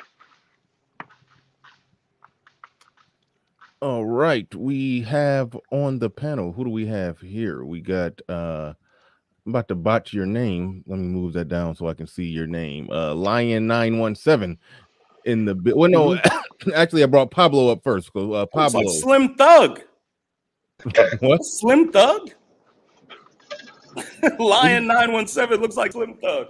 What's up, gentlemen? Hell no. Hey, Bro, the bald head, the not beard. gonna do that, sir. we going to Pablo first. Slim Thug gotta wait. But all right, go ahead, Hey, what's Pablo. what's up, guys? And Nate, I checked my emails and I sent you one. Okay, cool. Just in case, yeah. So Yeah, I'm anything just you getting want you on the restaurant, bro. We gotta figure that out. Okay, we'll work together on that. Anything I can be of service, I will. And Theo, for a guy like me, I like to travel. I have a lucrative job that I have, but I want more freedom. I want to be able to work remotely, possibly be a digital nomad, or at the very least, have a job that I maybe go into a couple of times a month. Is that possible in your area of expertise? Yes, it is possible. It is very possible, and I will be helping you do that. And what I do with International Passport, we'll be actually explaining how to do that. Hold on, stop. I have to address this. This is with engineering cannabis. Starting with the basics, you want to start with the basics in a silo, not general. CompTIA is shit, and it's for sewers. Okay, Wow. Don't do it. Okay, so if you want toilet paper and you want to put something into the toilet, get CompTIA. Okay, get a piece of paper. You could use it as toilet paper. That's all it's worth. You want to do basic within a silo. So you want to do basic with an AWS or basic with an Azure, and then go up. You don't want to just do basic. Woo! That doesn't work. Got it? I'm sick and tired of you guys doing this. And it's not you, Pablo. It's mainly black men in this country who are doing this and saying this crap. And you're going to go toe to toe against somebody from India, and they're going to blow you out of the water. And then they're going to charge only a month to do your job, and they're going to take it. Wow. So if you want to lose your job and waste your time, go CompTIA. Go and knock yourself out. Outside of that, though, you're talking BS. Well, I'll be at Theo. I'll be at your event as well as the meetup in general, and I look forward to it, man. I'm so happy And you know what, Nate, for the haters, I say this. You know, we can all find reasons to disagree, but there's no fault in finding somebody who is willing to do the work and to do something. You know what I mean? And you're doing something. You both of you guys are doing something, and I can't help but support it. Political bullshit aside, I'm with you. And whatever small differences we have, I ain't worried about it, brother. Trust.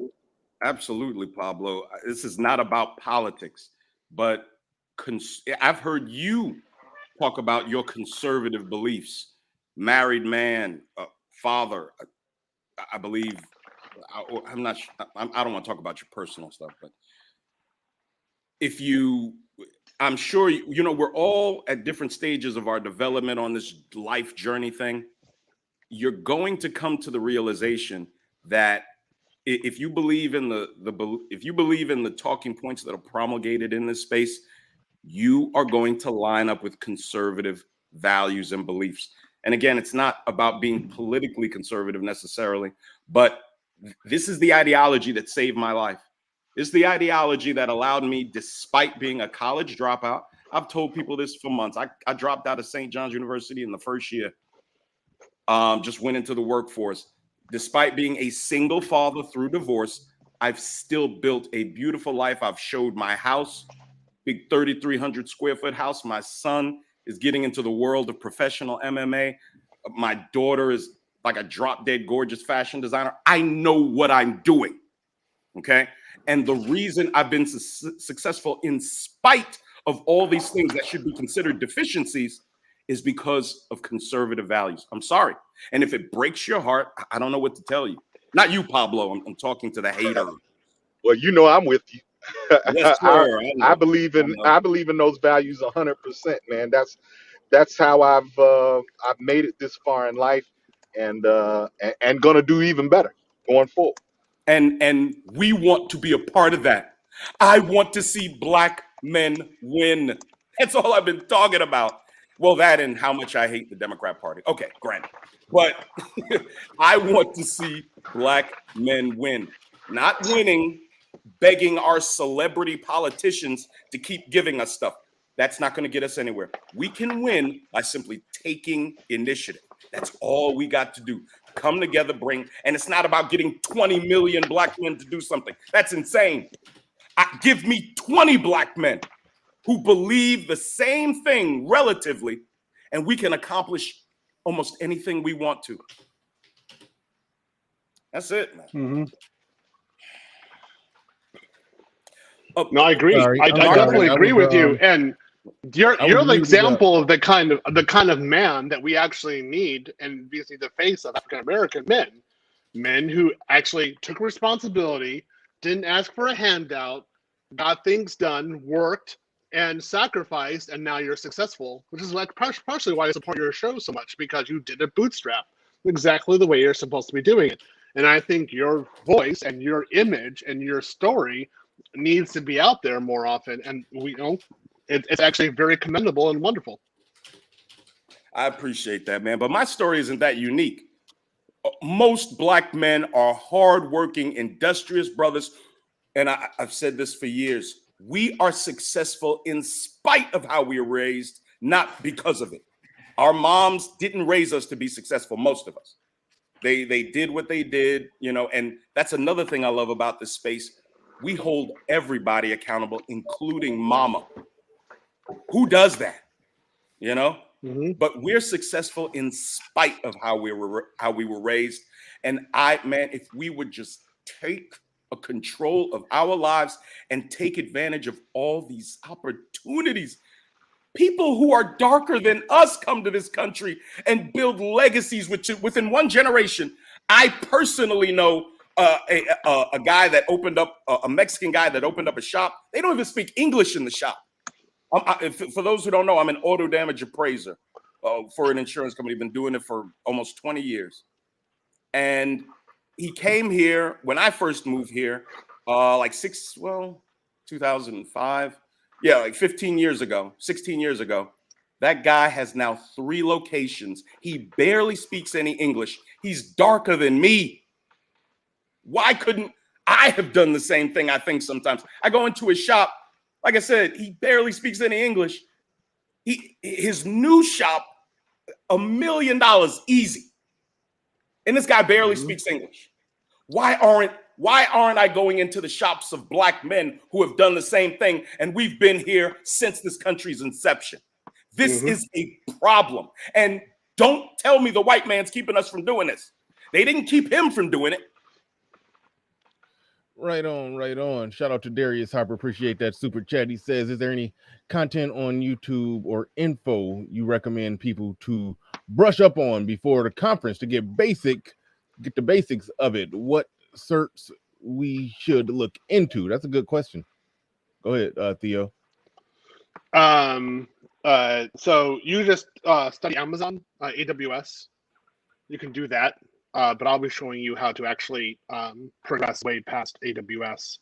But my course will actually be focused on AWS, the basics certification there. I'll go ahead and answer this next one. So swim list, $10. Thank you very much. What would you recommend for someone who is in the middle of getting their bachelor's in BIT where CompTIA is prominent? I would suggest you go get your money back and make sure you don't lose it. And then you actually study AWS or Azure or Cisco and actually have a proper path up because you just lost your money. And wow. I know I've actually told this to another guy, I think last week, same thing about CompTIA and boot camps. And I was like, I am serious. I am straight out brutal on this one. You will not get anywhere with CompTIA.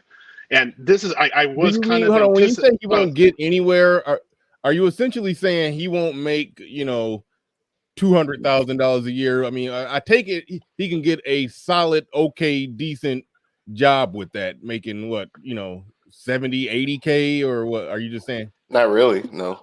Not really, because it's a super generalist job. It's basically saying I generally know shit. That's as far as I'm concerned about CompTIA. Like, I generally don't know anything about security, or I generally don't know anything about networking. This is how I really view the certification. And also, somebody from India can knock you out very easily. And this, you're not really thinking about it. To put it in as layman's terms as possible, he'll probably just be qualified for a fairly basic $50K a year job that any company that's interested in saving money would find some guy who knows the same bare minimum in India and pay him $400 a month to do the same job, which means you're only going to be qualified for a $50K a year job that's going to be scarce and hard to find because it's going to be outsourced. 50 is high. The 50 is high. And this is part of the reason I talked about red oceans, and I talked about how African-American men are going into red ocean areas from the beginning of IT. And I'm saying, stop that. Where you're going into an area where there's a lot of people, there's a lot of competition, where the wages get driven down low, and you're having to survive. And if they decide to outsource, or there's any kind of economic problem, you're not going to be a specialist. They're going to look at you as a generalist immediately and get rid of you. And that's what I've seen this time and time again. And before I was in the black manosphere, I was mainly seeing this with white guys. So I was seeing this white guys in in southern states mainly, not with the northern or the west, but in southern states. And I was like, what's wrong with you people? Why are you doing CompTIA? Like, nobody's going to hire you. Like, the big companies are not going to do it. So I got into the black manosphere. I started seeing this with like black guys in IT, and I'm looking at them like, you're in a death sentence, right? Like, this is not good. I kept saying, well, people were like, well, this, I can get in the door. I'm like, stop. No one's going to hire you. This is why I'm on teams where I'm the only black man, because I don't have CompTIA. I didn't go the easy, like, stupid way. I went the disciplined way, the proper way of actually doing it. And I think there's like this guy, Insania 1, he had a great comment. He said AWS, Azure, GCP, VMware, Cisco, that's where it's at. Correct. That's where the demand is. And they have basic certifications within those areas. And those guys will crush you, will crush CompTIA. I mean, stop CompTIA. Stop it. Really. Ugh. I mean, and hell, Hold on, Like, real quick. I'm yep. gonna get to y'all real soon. Snuggles, you actually got a good idea on the table. I don't know if it would come via a one-on-one with being the lead attorney, but you did say you said what did you say here? Bernard, I would like you to do another collab with the lead attorney and talk about this conference so this information can get out to more people. It will. That is a good idea. The lead attorney is in Atlanta, so if he can Oh wow, I didn't know that. Yeah, Okay. yeah. We can somehow get him, attached to it or bare minimum promote it. Then yeah, that would be a good deal. That would be a good deal. He's And one of the brothers I've sent the invitation to. I haven't heard back yet. Okay. I've sent out like 35 invitations. Like I said, I got about 11 confirmations, like 2 declines, and the bulk of the brothers just haven't responded. I know they're waiting to see and stuff, but yeah, gentlemen, it's a completely legit. I would not be associated with anything that's not legit. Theo wouldn't associate himself with me if I wasn't legit. You can go to my channel and see how legit I am. I've interviewed my son. Y'all have seen my house. Y'all will soon see me. I'm sorry. Despite the narrative that black men aren't shit, we have some pretty remarkable black men in this space.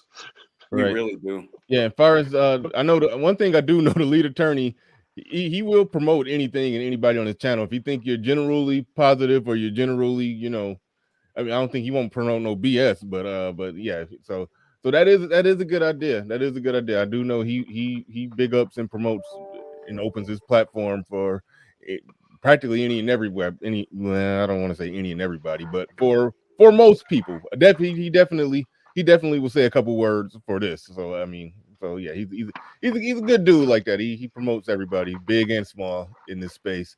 But the Hood Haitian says, I'm a car dealer in South Florida, also own a body shop because I got tired of overpaying for my repairs and I never repaired a car in my life. Okay, that seems halfway off topic, but good on you though. Definitely good on you for that.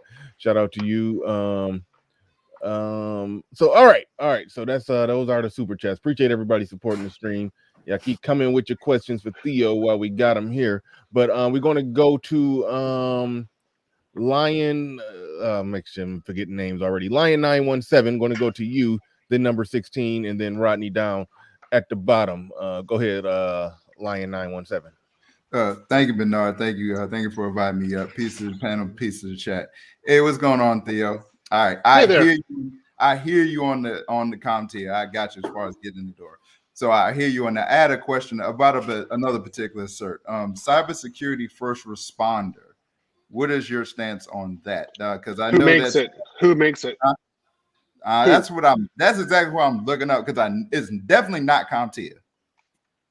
It's definitely not CompTIA who sponsors that particular cybersecurity first responder because that's a cert that because I'm in a cybersecurity engineering program right. That's okay. So you're in a cybersecurity engineering program. You're at a university or a trade school, something like that. Yeah, trade school. Yes. Okay. So that's fine. So no, because this is how the security really works. Okay, they're gonna say, what do you know? Because if you're working in security, you're securing something or protecting something. So if you're supposed to know something first, and then that's what you're protecting or securing. So if you're going in like as a generalist, if you're going in with no knowledge into security, they're going to say, who are you? And that's it. You're really not going to get that far. You're not going to hit $100,000 a year rather easily. What you need to do is go into the traditional path of security. You need to do either programming or cloud or desktop or server or networking, somewhere along those lines. I've been doing desktop because I have experience with IT because I came up in the military doing IT work. No, that's different. You should have just talked to military first. So I just wanted to get to the point. I didn't want to do the long drawn out thing.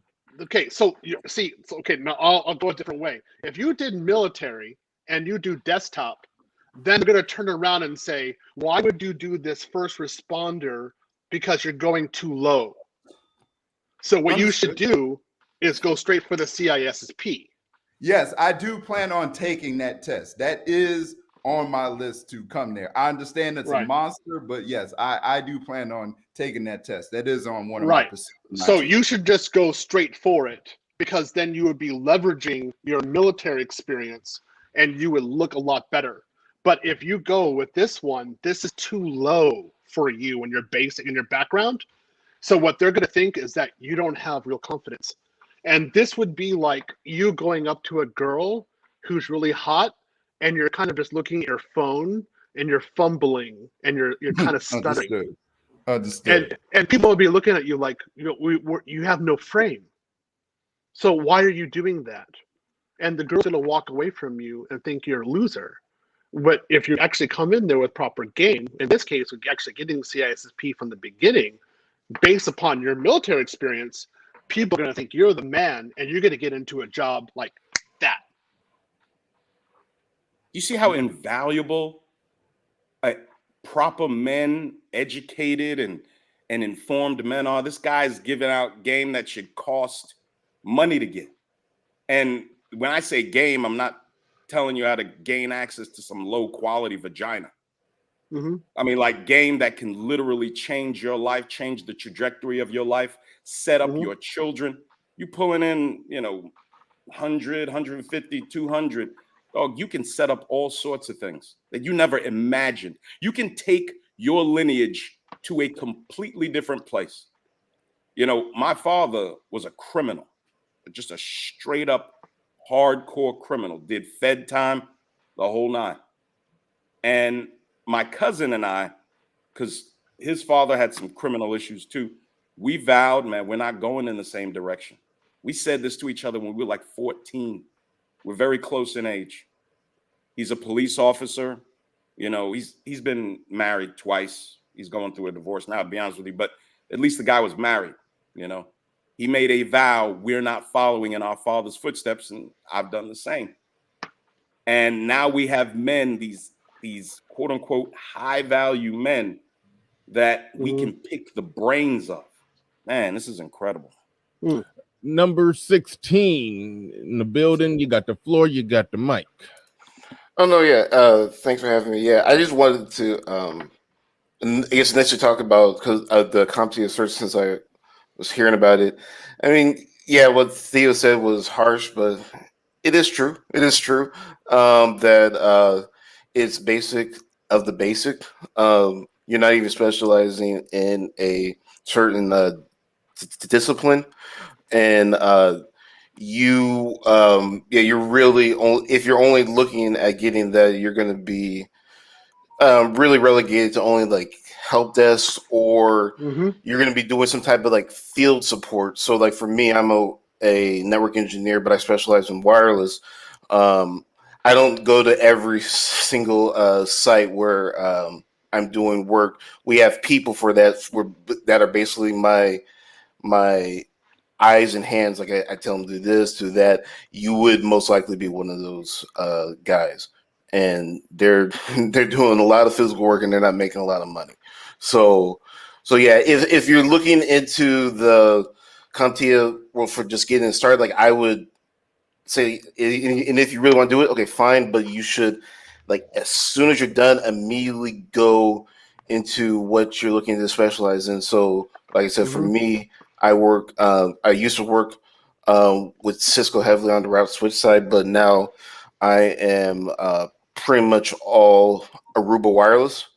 And yeah, and now I'm actually due to COVID, unfortunately, but unfortunately as well for me, I'm starting to get trained into AWS, and they want me to learn Python. So yeah, so definitely, if you only have the CompTIA cert, are you looking into getting further down the path? Then yes, you need to, and like if you want to get into route switch, like look at getting your CCNA route switch. If you're looking to get into wireless, depending on which path you're going, there's Cisco, Aruba, or just for the vendor neutral, you should look as well as the CWNP track, which is the the certified wireless network professional, because like they will teach you the principles and the knowledge that no matter what you actually are going for, like Cisco Aruba, like you will learn like the science behind it, RF and everything. But no, yeah, you like for me, when we look at people like hell, like you're not like I don't even think we would even see somebody with a CompTIA cert getting in, because you have to have a certain amount of experience to do so, and you would need a certain type of experience and certification. So I mean, yeah, like I would say, like definitely figure out what you want to do, and then hit it hard, and and really, like if you do that, like companies will reach out to you, because one of the things that it's like a dirty little secret to a certain extent is that not all, but a lot of these H-1Bs, or I should say not even a lot, but a good deal of them don't really know exactly what they're doing. To a certain extent, they even know like a fraction or not at all. Like I've seen it, I've worked with them. It is a frustrating experience, and also too, it's a frustrating experience for the H-1Bs that do know, because they're the ones that they get all the questions like, "Hey, can you fix this?" And it's like, "Hey, man." But so people or these companies would work with an American that is willing to learn, eager to learn, and do whatever needs to be done. And yeah, I mean, there's so many positions open out there. I'm always getting asked by like my manager or just other people, like, "Hey, do you know people that like personally that you can recommend?" So I don't have to like sort through everybody to go like as far as applications and everything. It's wide open. So yeah, but just to get back on CompTIA, yeah, it's basic. Don't stick with it and like immediately branch off. Yeah, I definitely don't subscribe to it. But I had one more particular cert. Cisco Certified Cyber Ops Associate. Where does that land for anyone? Who's asking that? Lion 917. That's actually what I thought you were asking, was for the Cisco cert. And yeah, see, with the that one, you would still need to get the CCNA to be relevant. Understood. So if you don't have that, but again, with your level, why are you doing that? So what you're basically saying is $80,000 a year is good enough when you can make 150. You're selling yourself short. You're basically going around and saying, well, I'm only 3 inches and I can't do that much. I last about 5 minutes. And like, what girl's going to go out with you? I mean, honestly, that's strong entirely. 5 minutes, Theo. Come on. Yeah, that's no game, man. Like, you really need to go for the CISSP, especially with military. I definitely am. How much about the CISSP? One, how long did it take you to study to actually get it, and did you pay out of pocket to get the CISSP? I paid all up. This is part of my story. This is one of the things I complain about when people hear. So I want you to understand this. When I got the CISSP, it wasn't offered in Japan. So I needed to get reference materials in English. I actually had to work extra jobs in order to get the reference materials in English. And then there's no YouTube. Google really wasn't there. I had to beg my fiance to let me use her credit card, because we couldn't use credit cards in Japan. We couldn't get one because we were foreigners. So that I can get books from Amazon, right? So no YouTube, no Udemy, no other resources. I had to pay for my own ticket to fly to Singapore. I failed it in Singapore. So then I had to work an extra 6 months, study to death, and then I had to fly. I had to pay for my own ticket to Hong Kong, and I passed it in Hong Kong. I basically got like a 95% on it in Hong Kong. Totally aced it. It was one full year of constant study. And I tell people here in the United States, I'm like, it's in English. You got materials in English. You got Google. You got YouTube. You have training. You got Udemy. You've got all this stuff, and then you're aiming for something lower. What's wrong with you? I understand completely, because I am CISSP. I'm definitely like I definitely have circled that on one of my searches that I want, because I understand, yes, that is huge. Because I have a friend of mine who also has, and you remind me of one of my best friends who keeps speaking about that same search. So what you're saying is not lost on me. I truly appreciate it. All right, cool. Gino Peterson in the building says, "What's Theo's on full stack? What's Theo's thoughts on full stack web development? I'm self-taught and work for a college, but want to know if this is a fruitful path long term." Okay, so this full stack development is another red ocean. You're going into an area where there's a lot of generalists, and you're not really describing what you're doing, and your job can be outsourced to India in seconds. They'll give it to somebody in India who will do your job for $400 a month. What you need to say is that you are a DevOps engineer or a CI/CD pipeline specialist, and you want to do DevOps or CI/CD pipeline relative to the cloud. And you want to choose a cloud, one of them, AWS, Azure, or GCP, and they all have those certs, or they have DevOps certifications.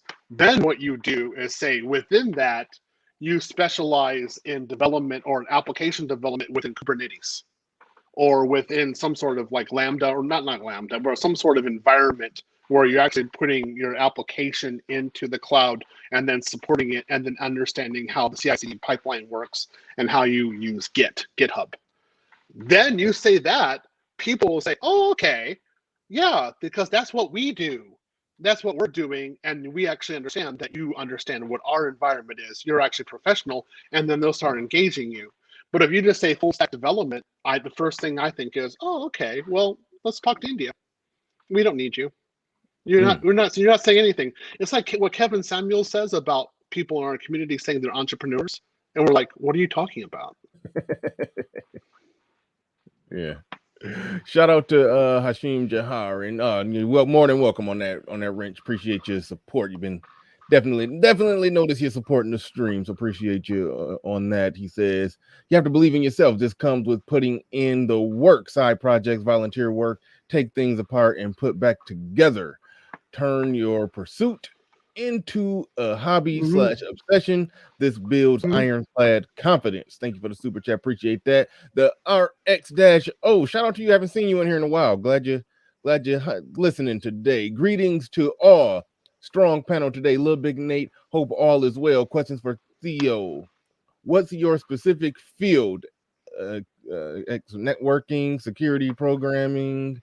Second question. So CompTIA is bringing a knife to a gunfight. LOL. Okay, so my specific field is I do high-level advanced security, particularly cloud security architecture, and then also web application firewalls. I specialize in both areas. It's actually rather lucrative what I do.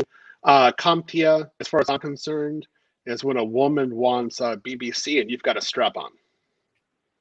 Oh, that's what? CompTIA. Yeah. We get to I don't think nobody needed that example.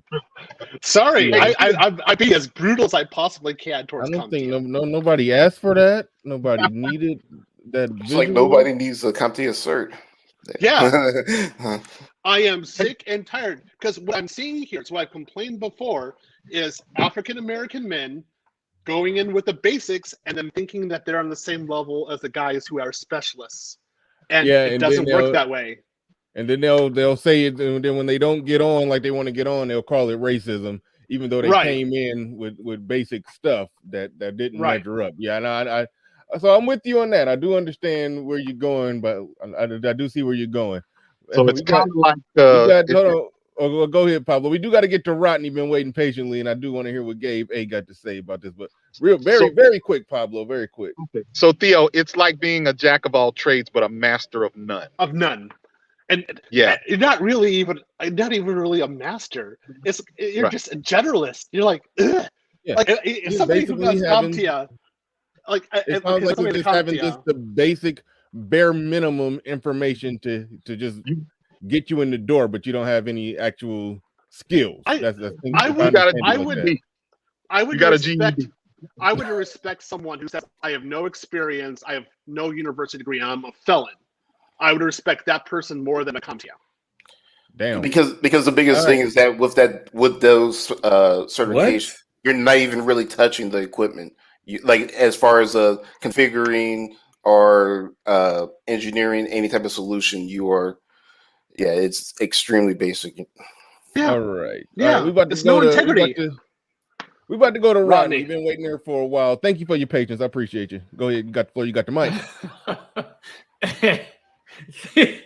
Theo's right. I mean, Theo's right.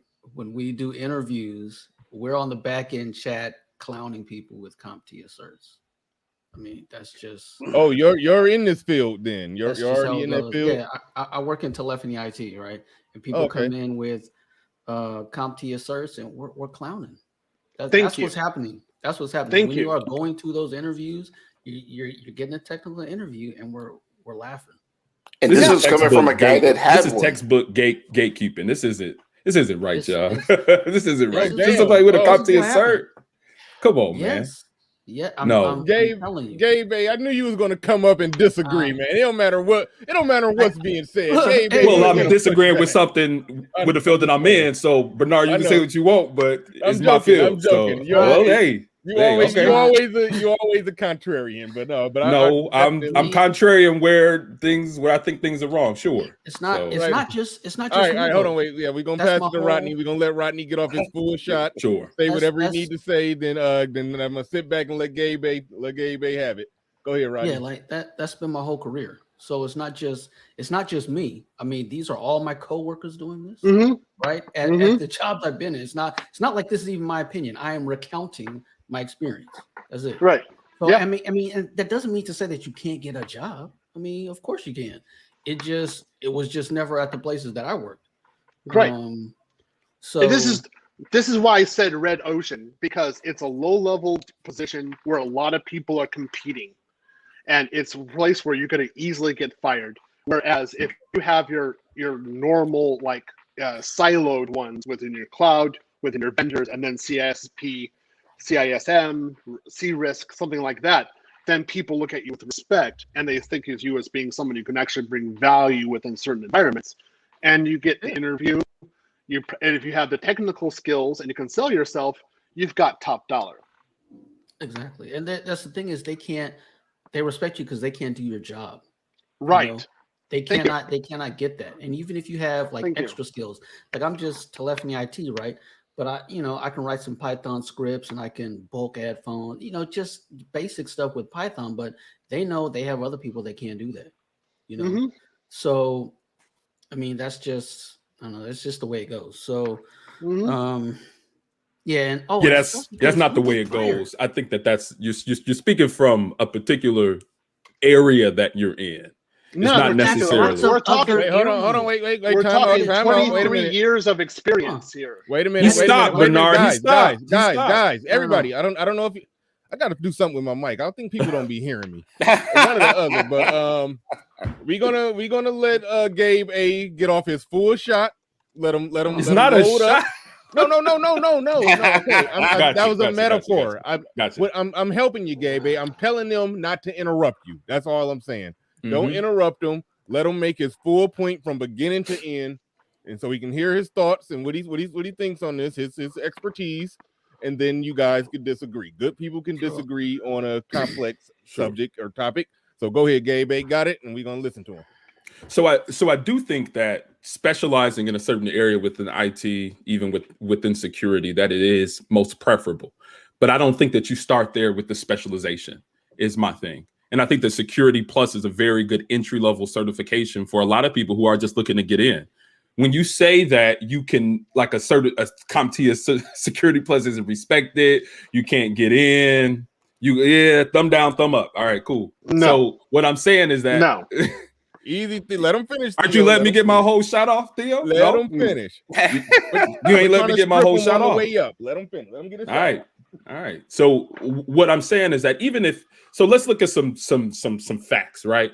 So when you're looking at getting into a Department of Defense or a government or federal role, there is a list of certifications called the DoD 8570.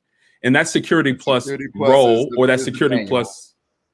So you don't want me to get this shot off? You just want to No, keep no, interrupting? I was agreeing with you, Gabe. Security, Okay. I understand completely. All right, I'm trying to finish though. Yes, Gabe, security plus is let the Gabe minimum. go. Let me him finish go. it. So Let what him I'm saying is go. that with the DoD 8570, the security plus certification is there that automatically qualifies you for entry level in roles within the federal government, right? In security. That's a viable avenue for people who might just be coming straight out of the military and might want to get into a security or an IT technical role. You can't just completely discount that. Even another source, right? You look at LinkedIn, you look at the security plus, you just search it, right? For the job field as a security or as a certification.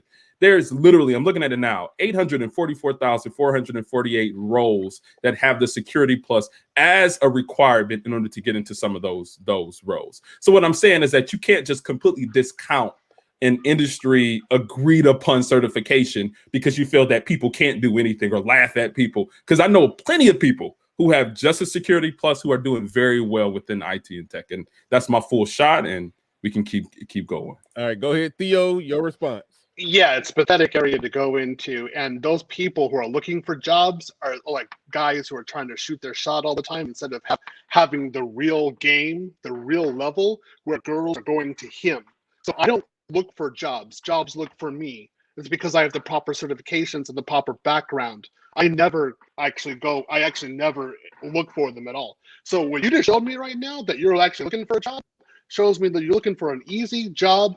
That's something that could be easily outsourced to another country. You're looking for a job in a red ocean, and that's not what you do. I teach how to stay in a blue ocean where you can have job security and then job growth and further specialization. Additionally, I never said you start in security. You don't do that.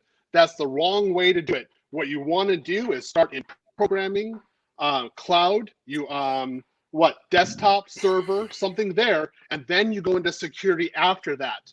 And what you should do is actually go into security within certain platforms like Cisco networking and then Cisco security, and then do CISSP. You don't do security plus. That's nothing. I'm gonna be like Rodney here, laughing at you. In fact, if I see that on your resume, even if you're a CISSP later, I'm gonna say, "Oh, you're a loser back in the day. I don't even want to hire you.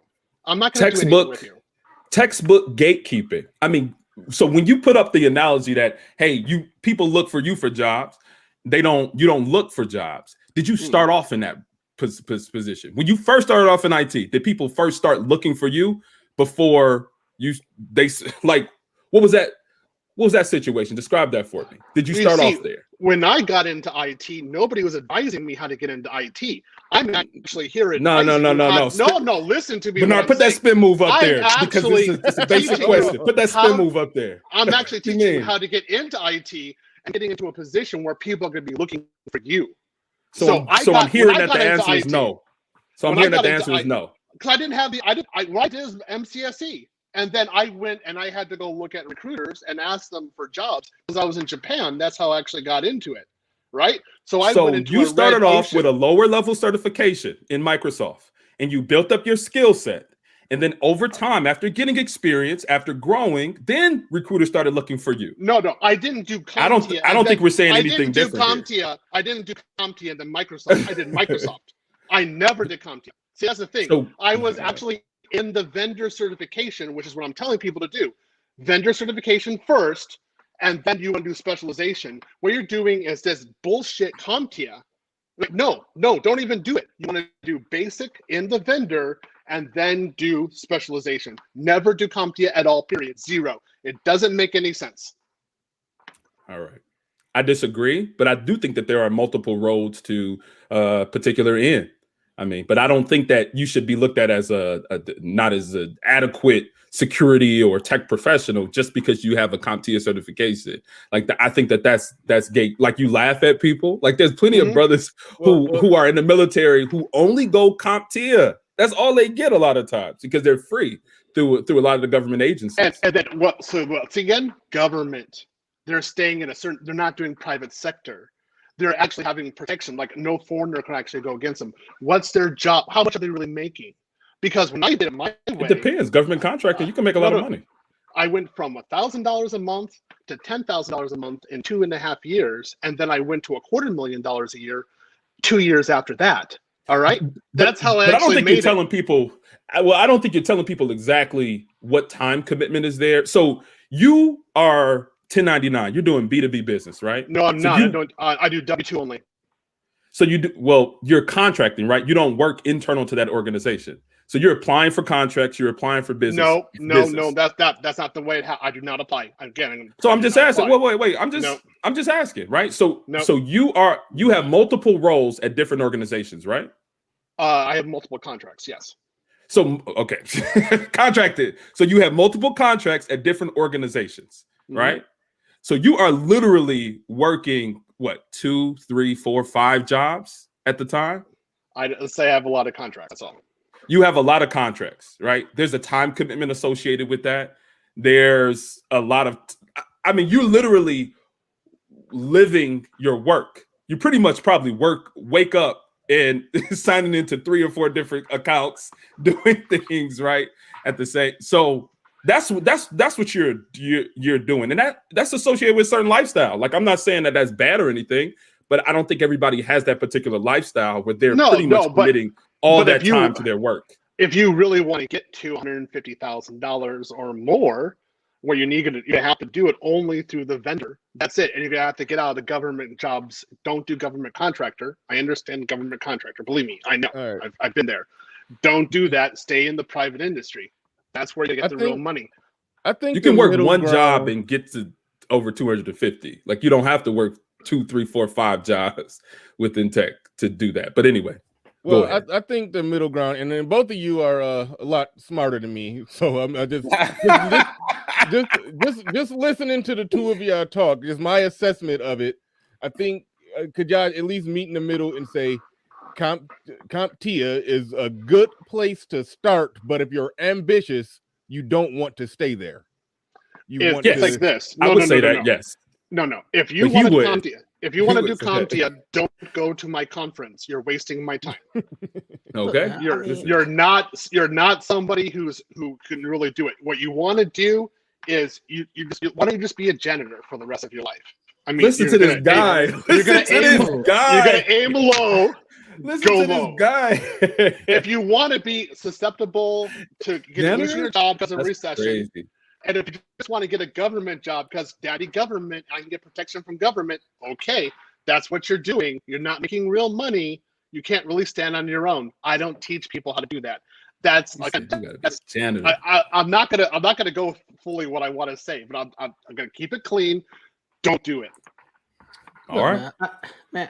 After I had my CCNA, I bought a CompTIA Security Plus. I opened the book and I threw it away. Just threw it away. It was obvious that it wasn't worth my time. Can we just acknowledge that there are different schools of thought on it? People feel passionately about it.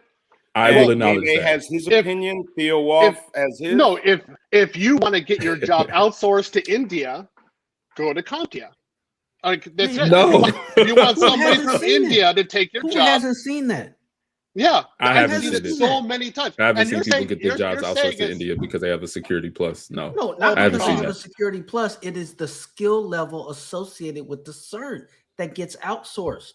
I mean, Audi, they won't. The thing that gets you those high level jobs is not only the certification, but it's the experience that you get from there. So you get this entry level certification, you get into a role, you gain experience, you build up your resume, you build up your experience, and then you keep moving on. You can't just completely discount something because you think that it's a low skill level. You get your skill from your role. No skill level. It's a no skill level. Here's the thing. It's so it's so generalized that it is not associated with a product that people are going to hire for. There are plenty of generalized certifications. Like, CCNA is very general. Like CCNA routing and switch is very. That's Cisco. That's how they're doing Cisco work. Oh my gosh! So you come in as a network engineer, right. You got to look at Cisco devices, you got to look at Juniper devices, you got to look at there's multiple. Like just getting an industry specific certification is not going to guarantee you success in the field. Is my but I would say like if you were to take a Cisco cert over a job. They're passing certs like it ain't no thing. That's how the H-1Bs are doing it. They get a cert and another cert and don't know a thing. Yeah, you know, and we know the game. CompTIA. The people who are doing the hiring, the people who are doing the interviews know the game. That's so keep it taking. Keep it taking, guys. Security Plus. Talk to somebody with it.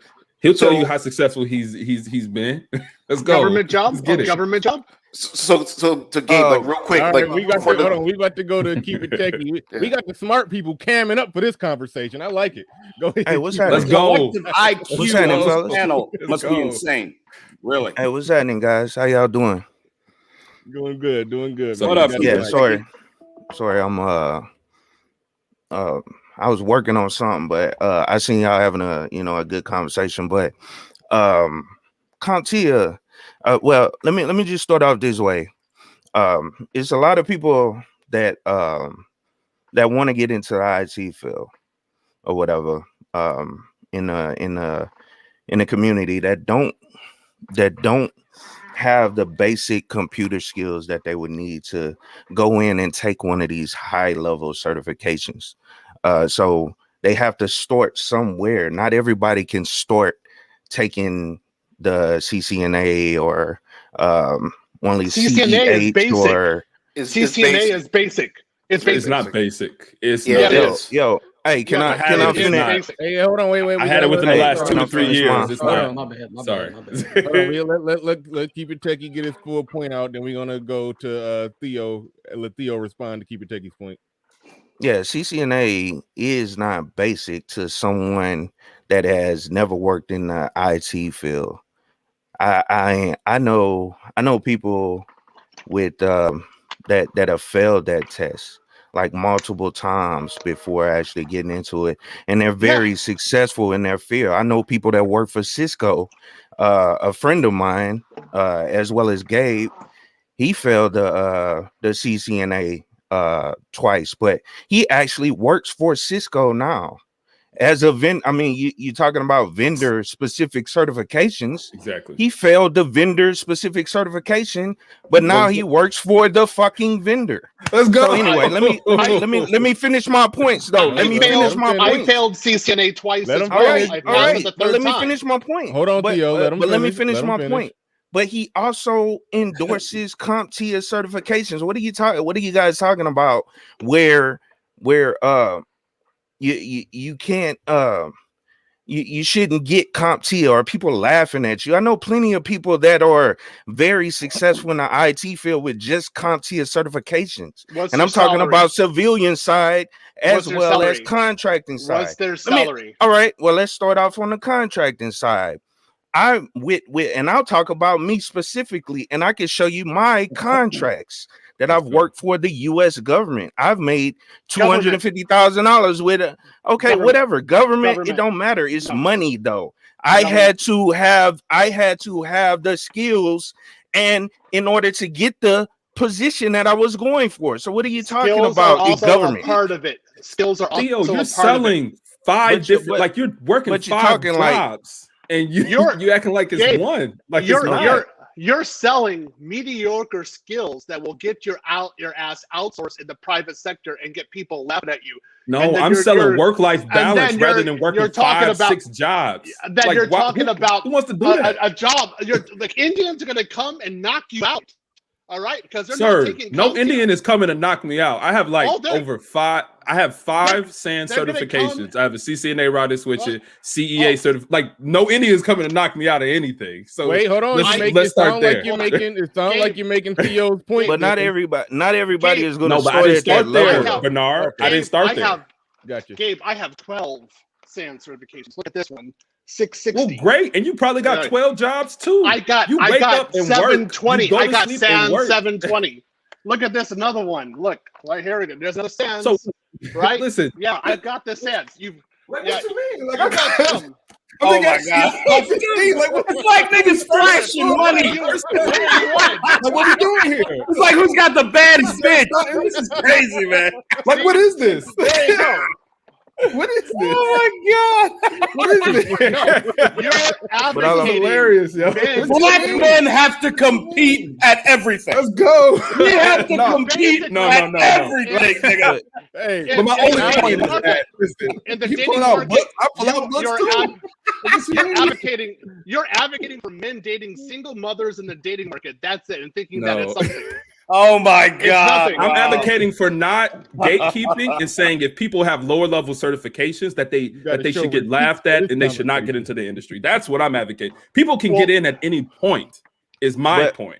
My second point was stay in there.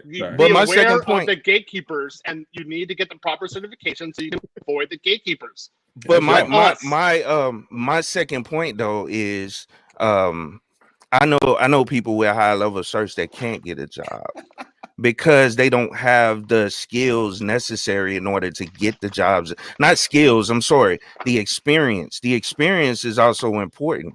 So if you can get a whole bunch of high level certifications, but if you can't get a job doing what you're certified bullshit. That's bullshit. So, you're making bullshit. You're making, well, somebody got a CISSP and now they can't get a job. That's a bunch of bullshit. Honestly, no, you gotta have that skill. No, I said bullshit. That's fantasy talking. That's exceptions. That's somebody who maybe has some sort of mental disorder, got a CISSP and can't get a job. That is very much exceptional to the rule. That's not the way the market actually works. All right. Man, exactly. Keep it taking. I'm right there with you with the all right. So I ain't finna let me go on and let y'all keep talking in. I mean, if you guys are interested in really getting into the IT field and you need to start at you don't have experience, you don't have the skills to take these high level certs, come holler at Keep It Techie, Tech G. We're giving out the basic skills that you need in order to get into the IT field. And then you can go into the specialized areas. I interview plenty of people on my channel. I've interviewed about 40 something people that are working in the IT field, and I've covered the different ways that you can get into the IT field. And it's not just one way, you know what I'm saying? And even if, I mean, you can listen to, people or whatever, if they say, take that. I know people that have taken high level certs and then hopped right back into good paying jobs. And I know people that have taken lower certifications. Keep it taking. Let me say this, just in the name of smart brothers coming together. Theo, wouldn't you generally say that it would be a good idea, or just ideal, or just overall just better, if somebody came to you for your higher level stuff that you're teaching, if they had already been to Keep It Techie and got the lower level basic CompTIA stuff, and they come equipped with all of that, and then they go to you. Wouldn't you say that was better as opposed to not, showing up just with nothing?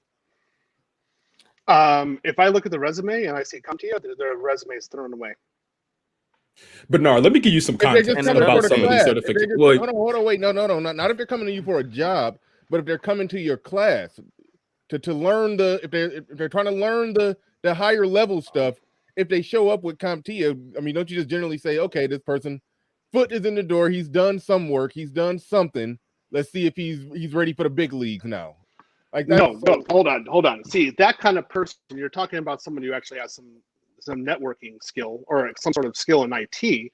What I would tell them, give my professional advice, is to remove CompTIA from their history whatsoever. It would be like a girl having like wild sex in a bathroom, and she had an abortion afterwards, and now she's trying to get a high value man. I would say get rid of that first, straight out, and then for the high level guys, I'm not going to be teaching them cloud. I'm going to be teaching them CCSP, which is certified computing security professional, so that's a different certification.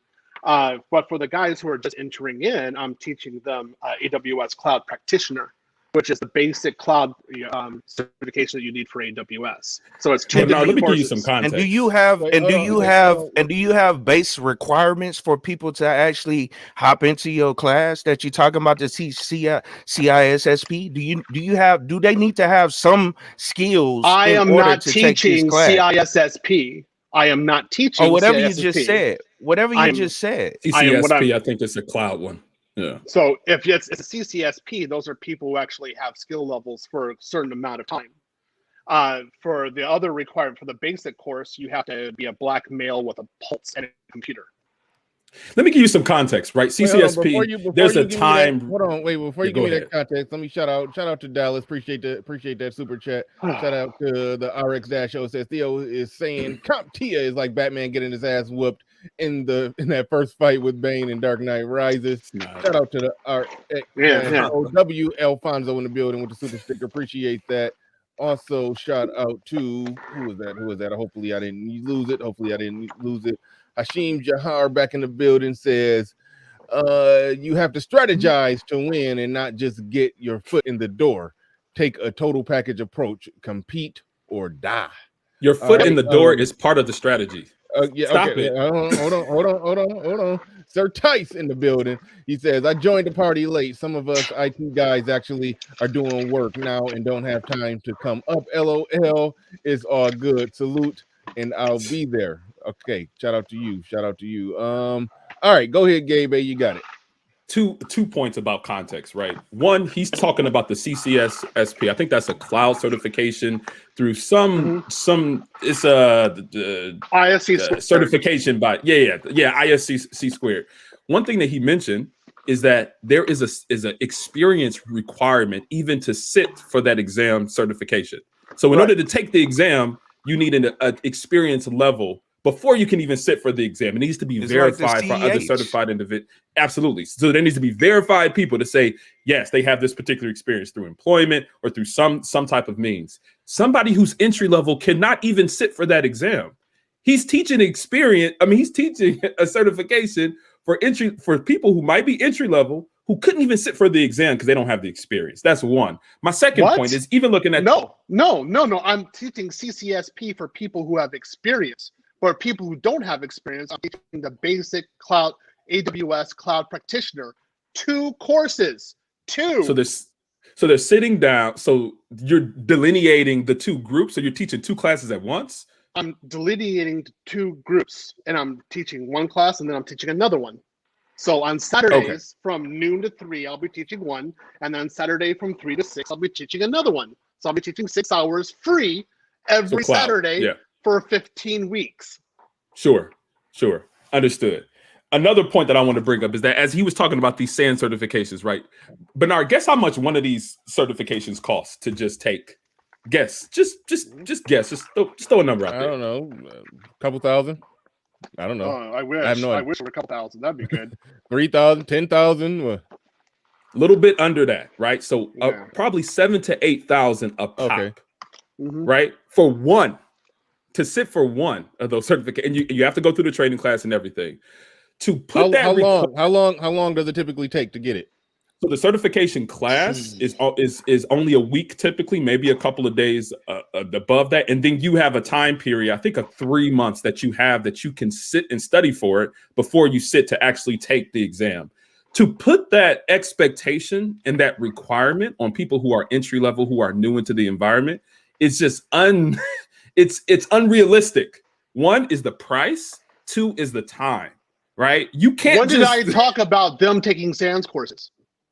You said upper level certifications, even for you to be considered. For a CompTIA certification, you can study for 3. I did not even say that. No, I'm comparing the 2. I'm comparing the 2, Theo. No. You said upper level certification. No, you mentioned SAN. All right. No.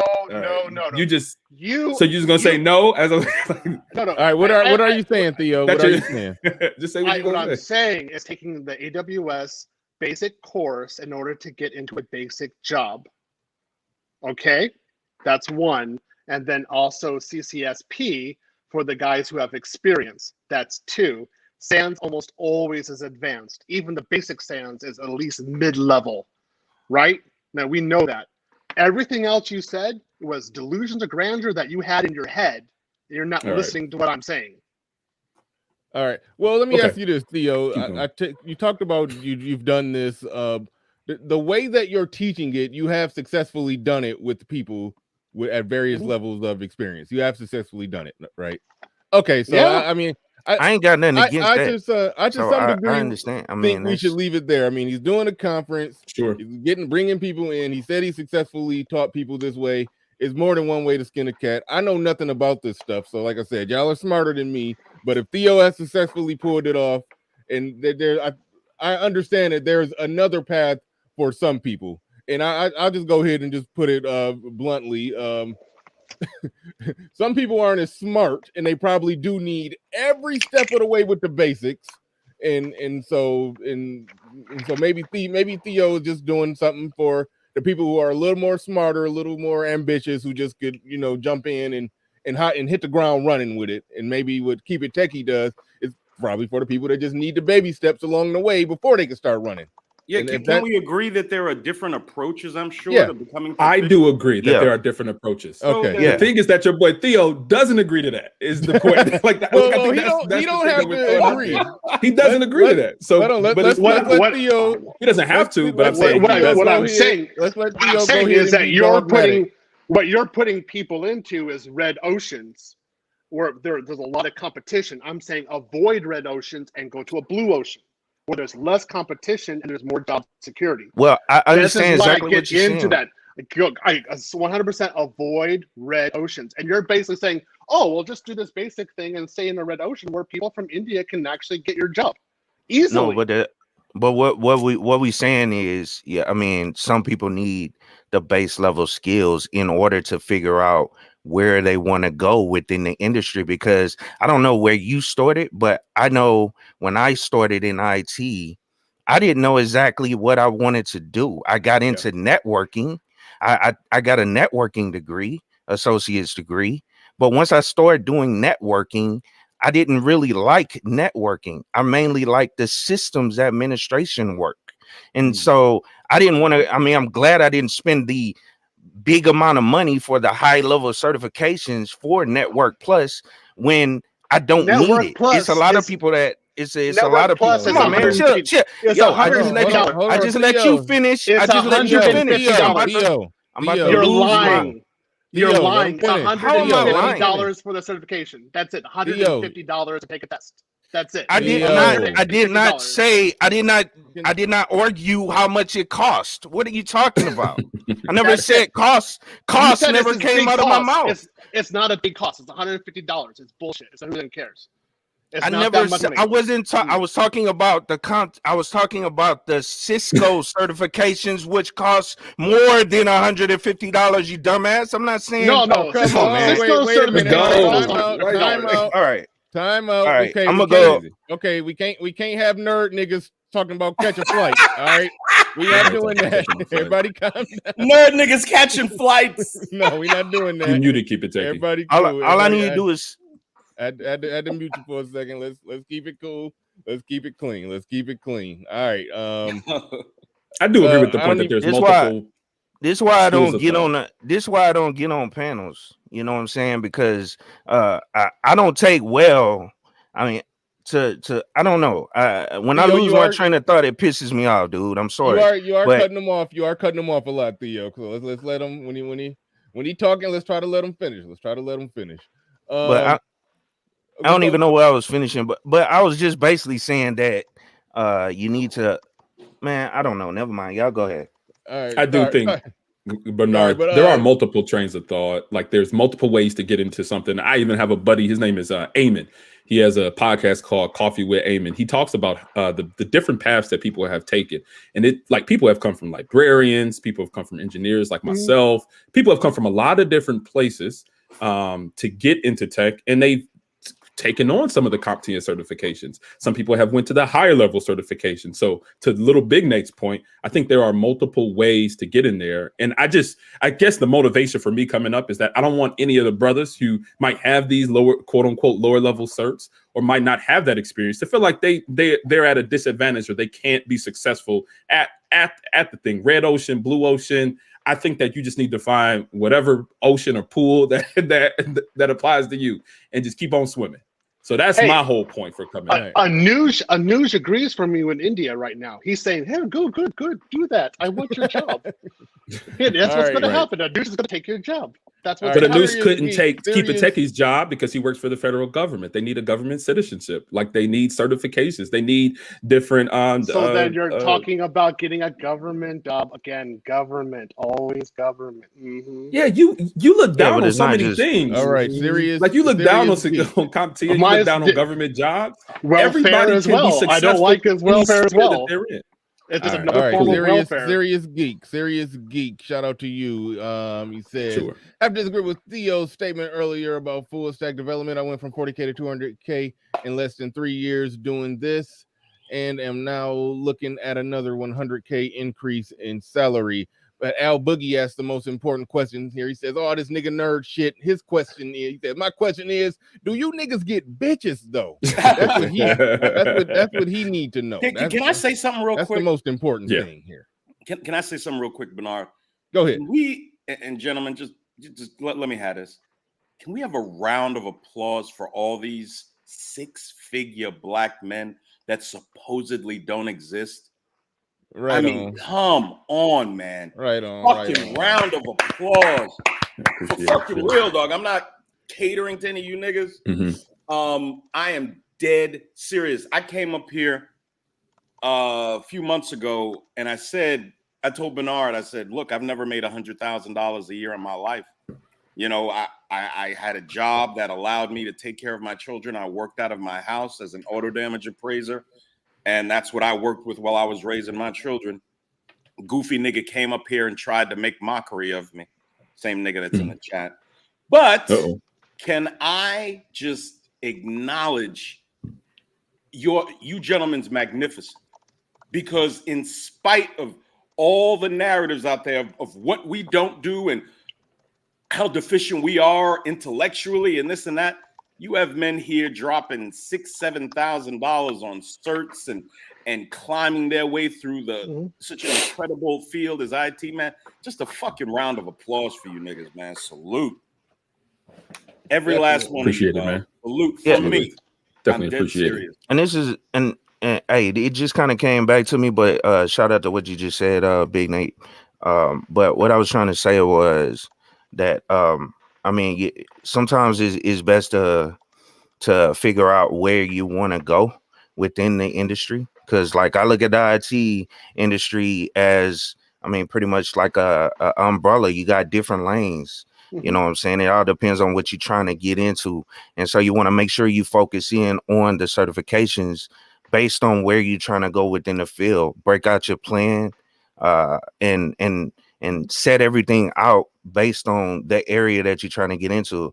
I mean, like I said, some people I've seen start off as a systems administrator and then they want to get into cybersecurity. Well, that's a whole nother set of certs that you have to pursue in order to get into cybersecurity. And it's not a lot of them. You know, once you already have the basics of, let's say, server security or server, you know, certifications from Microsoft or whatever, then you can hop over and take some like CEH or, well, you don't have to take CompTIA. I know y'all don't like that, but you can take, well, that's not CompTIA. CEH is separate. No, it's not. Is CEH CompTIA? I can't remember. No, CEH is a different, it's a different certifying body. Yep. Yeah.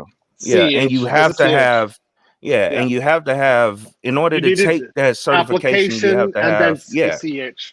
Yeah. That one right there is probably about $1,000, $2,000. Yeah, to even set it up and experience. Not everybody can, and that's another thing, and that's what I was gonna say. I mean, the amount of money it costs to take some of these certifications is kind of expensive not for everybody. I mean, I get it, not for everybody, but a lot of people don't make enough money to even take they have to save up money to take a CompTIA cert.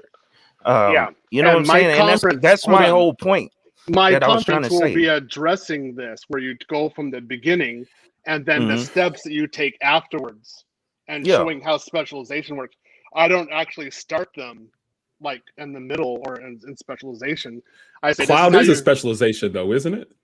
Cloud is a specialization. No. It can become somewhat entry level. So Theo is right on that, because you can, like, they do have cloud courses that are, I mean, it's just basic. You don't even need to understand computers that well to get into the cloud portion of. But the thing about it is that what's going to the cloud comes from some of those legacy systems, right? You got Microsoft, you got Linux, you got Mac OS that's talking to those. So without an understanding of some of those legacy systems, servers, workstations, then you can have a knowledge gap, right? You can understand how cloud, like containers and everything, but if you don't have an understanding of those legacy systems, then you can have a gap in your understanding of your experience. So what I'm teaching them is how to actually make those environments in the cloud, and then other application teams come in and actually do the configuration work.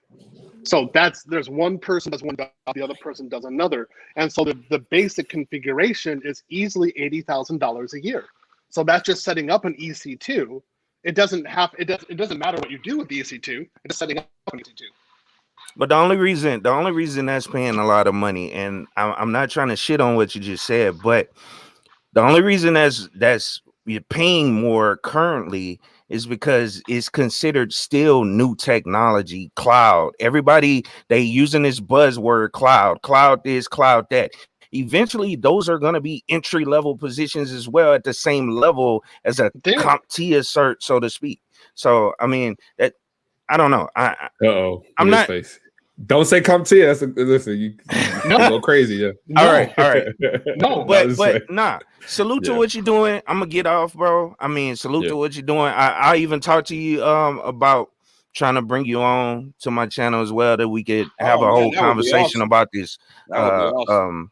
We could talk about it and everything or whatever. But I mean, I don't 100% agree with what you're saying, but there is a middle ground there. You know what I'm saying? So salute to what you're doing. I apologize for saying the dumbass stuff that it just kind of, I don't know. I just go retort it, bro. Sometimes when I'm trying to remember my points, you know what I'm saying? Keep it techie. It's not just technology, right? Keep it the tech. Watch out.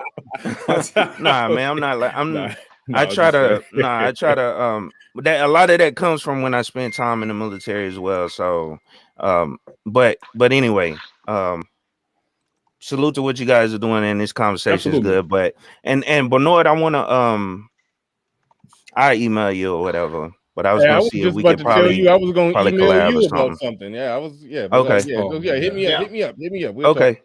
All right, cool. I'll drop my email in the back chat though. But CompTIA equals mentally disabled. Chill. You gotta chill. Man.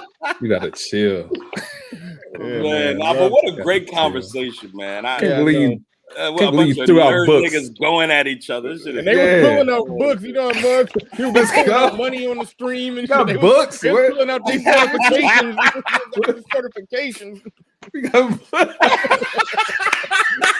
I thought somebody was gonna make it rain when they the certifications. They're gonna throw their certifications in there. like when one nigga shows he's got an AK, the next nigga has a Tech 9 and shit. These guys are showing their certs and books. Wow. Let's go. There's another one. Let's go. See, this is awesome, man. I got my 575 somewhere. I got my 572. I got my 572 somewhere. Yeah, there it is. Hey, listen. CCLP. Hey, listen. CCF. But I'm not. Oh, Gabe, did it get you? Nah. I'm not messing with that one. That's a hard one. Yeah, that's hard. Yeah. So I use that with WAF. In regards to WAF, I had to do software remediation, right? I had to figure it out and tell them why the application is so messed up on the firewall and what the firewall needs to do. Yeah. So I mean, but I don't talk about this stuff in a conference because it's too high level. I mean, that is like really insane. So that's why I would. And I think my trigger from when you talked, when you said SANS, I'm like, yo, I cannot expect anybody entry level to be able to jump into a SANS course. So maybe that was a trigger for me personally. So no, that's, I mean, salute, salute nonetheless. I get you. I get you what you're saying on there. So that's not the problem.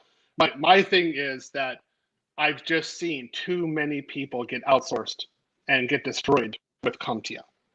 And I've just seen it again, and it's not so much of the black people. I'm seeing it with black people, but it's the white people. Those are the first ones that I saw really in the last recession.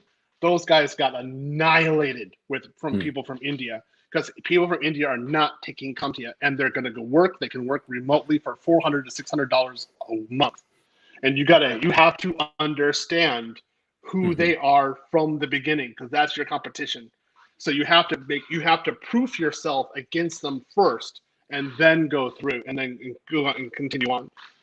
But Theo, I think that maybe you might be marketing, and Bernard, feel free to stop it. It seemed like you're trying to jump in there. It seemed like you're kind of marketing to specifically tech roles, right? People who are individual contributors. But we don't only think of just people who are technically capable, but also people who are in tech who are able to communicate to customers and communicate to people, right? Because I think that that's an element that our Indian counterparts really aren't able to do, right? Understand the internals of what it means to do business, customer-facing type of roles.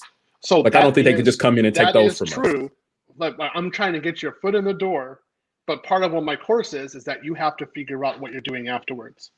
It's kind of like, I'll show you how to get that first date, but when you get the girl, you got to figure out how to shake it yourself. I'm not going to show you how to do that, right? But I'm showing you how to get the first date. I'm showing you how to get something in there. Now, that's something I had to learn myself, because when I got my CISSP, I was a fifth CISSP in Japan. I was the first foreigner. And I acted like a total jerk, asshole, arrogant guy after that for a while. And I got penalized. I got seriously hit. And I learned from that experience that don't do that again. Always be nice. Like, just really be professional. There's a place that Theo, you know, I don't have to speak for him on this, but there's a place his passion against this particular type of programming comes from. Maybe, you know, ask him that, you know, hey, why are you so against it? You know, what have you seen happens to the people that do come into the tech field with this particular engineering? 2 points. They get into, a lot of them, not all, I've seen too many of them, get complacent. They get their foot in the door and they get complacent. They stay at under $50,000 a year. And then second, somebody from India comes and knocks them out. And I'm just sitting back there, I'm like, And I've just seen, particularly for white people, too many of them be too complacent. And now I'm starting to see it with black people in IT. And I'm like, stop this. You cannot be complacent. So you get, like, so we're talking about Red Ocean and talking about help desk. You don't want to be in help desk any more than 3 months. You want to get out as fast as you can. You want to specialize, and then you want to specialize again. You want to specialize again, and just keep on going. So the way I got into IT, I did Microsoft MCSE, but that was cute. That was for desktop and server. Then I went into Cisco. Then I went into Checkpoint. Like, I specialized in Checkpoint firewalls. Then I got the CISSP, right? That was actually a pretty high level one. Then I did RSA, made sure I was good in that one. And then I got higher level Cisco, MP, SP level. And then after that, what was it? I got CISA and CISM. Well, that made me into a super level, and I can do like Big Four work at that point. And I could do proper auditing and compliance work. And I was kind of a specialist, right? So I kept on moving. But I've seen people do CompTIA for 5 years and then wonder, like, stay under $50,000 a year and then wonder why their job got outsourced. I'm like, we closing in on the 3 hour mark, so we about to wrap this up. Little bit, don't go nowhere when we wrap this up. That's something I want to show you after we get off of here. But man, I love this conversation. Oh wait, shout out to these super chats. There's a lot of super chats in here. E. Taylor in the building says, "Black man of fighter ever heard hearing a bunch of black nerds fight about getting money. Can't wait to hear my son arguing about this type of crap. Let's go, all of y'all nerds." Let's go. Shout out to says, "I enjoy the level of intelligence being debated. I would like you all to go or do another debate show when it comes to certification intelligently." Thank you very much for that. Hashim Jahar in the building. He says, "I've been in the field for 20 years. Getting your foot in the door worked back then. I aced the MCSE 20 years ago. No experience, no degree in 1999. I believe in myself, and I pushed. No excuses." Yes, sir. Yep. And the MCSE was 6 tests, and the first test I failed 3 times in Japan. Yep. Damn.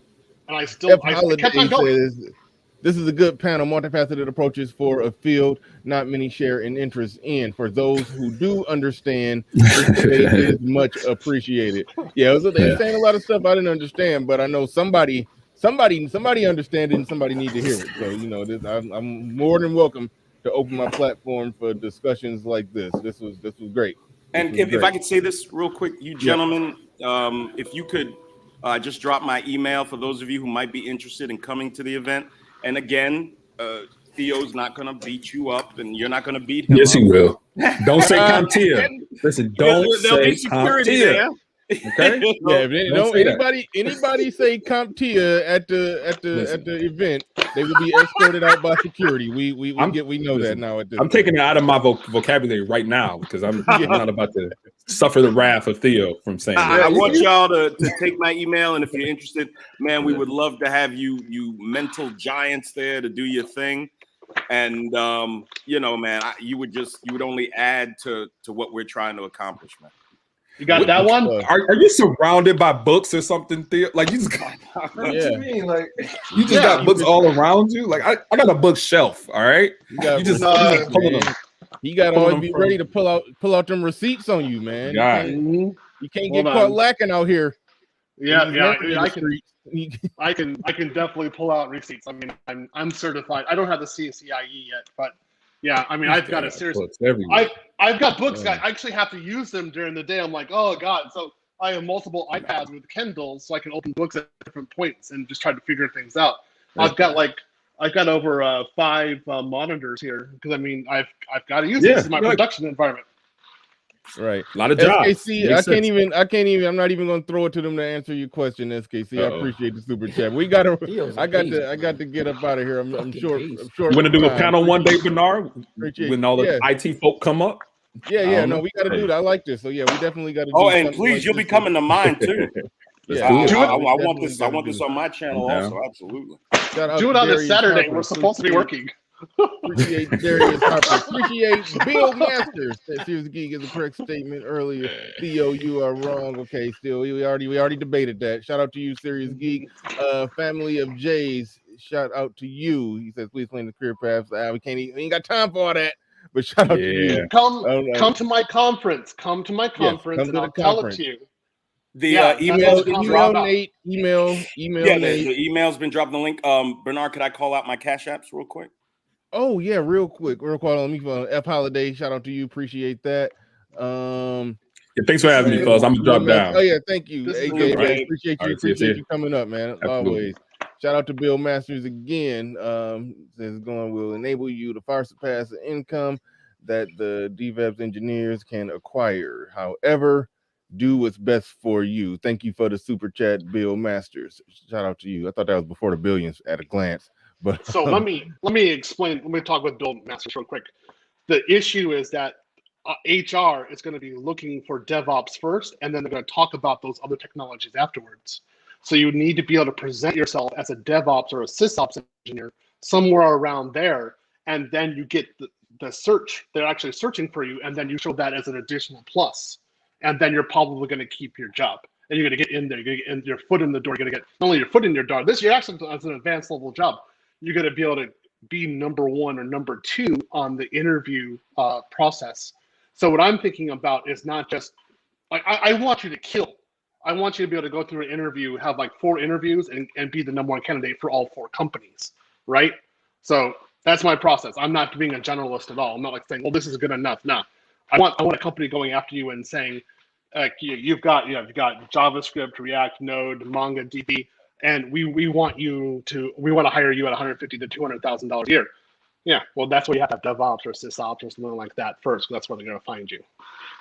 Yeah. All right, Sun is hot. Ryan, super chat is gone. Bert, somebody named Bert sent the super chat. Shout out. What were you going to say? I was going to say I work in telephony IT, and they're trying to get me into DevOps, right? So I know. I mean, I'm nowhere near DevOps, and they're putting it out there like, hey, get this knowledge. Yeah, they're like Cisco. Their number 1 certification right now is DevOps. I'm like, are you serious? And it is. That's where they're starting networking as DevOps. I'm like, okay, if that's the market, respond to the market, make sure you got that cert, and then go on from there, because you've got to deal with recruiters, you've got to deal with HR, you got to talk with them first in order to get to the hiring manager for that first interview. You have to understand how the street works, and this is what my conversation is about. It's street. It's how you get your money and make sure that you're protected. All right. Shout out to Sun is Hot. Roy says Theo, the IT elitists are these low entry-level IT peasants. All right, go ahead and shout out your cash apps, Little Big Nate. Yes, sir. And we got my man F Holiday with the 10 ball. Salute, sir. So greatly appreciate that. For my man Demac the Trucker, who is confirmed to be there. Can't wait to meet our brother. Salute Demac the Trucker with the 5 ball, and my man D-Rock Den. Well, it's either D-Rock Den that's confirmed or Demac the Trucker. Their names are so similar. I'm sorry. Right. I mean, it's salute to the conference, $5 ball, man. Thank you, gentlemen, so much. Make sure you come through tomorrow. Unfortunately, I wasn't planning to have to whoop on somebody, but I'm going to have to whoop on somebody the first 10, 15 minutes of my shit, and then I'll go into the subject matter about 1 p.m., but I'm going to have to hurt him. I don't know why you keep insulting me when I've never said a word to you. You can disagree with me as much as you want, but if I've never insulted you personally, you might not want to do that to me, because now I have my platform and I'm going to punish you. Okay? Get ready, son. Thank you, gentlemen. So greatly appreciate it. All right, with that said, fellas, we are getting up out of here. Thank you, Rodney, for coming on up, man. Second time speaking to that brother.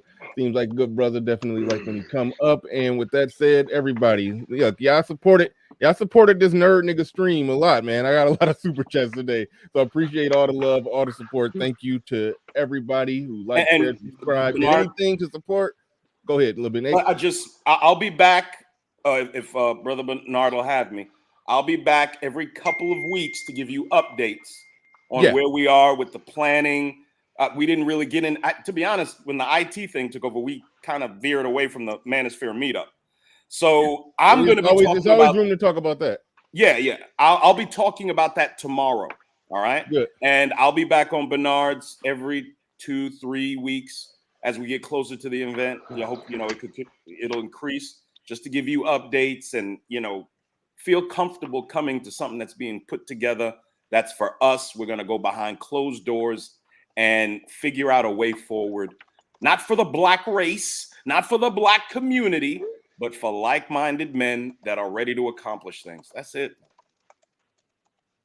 All right. Damn it, Bert, you catch me at the buzzer when I'm trying to get out of here. I thought I'd shouted out your super chat. I don't know if you asked a question. I don't know. Mike Shinnery. See, I missed a lot of super chats. I apologize. But shout out. Yeah, this thing was moving fast.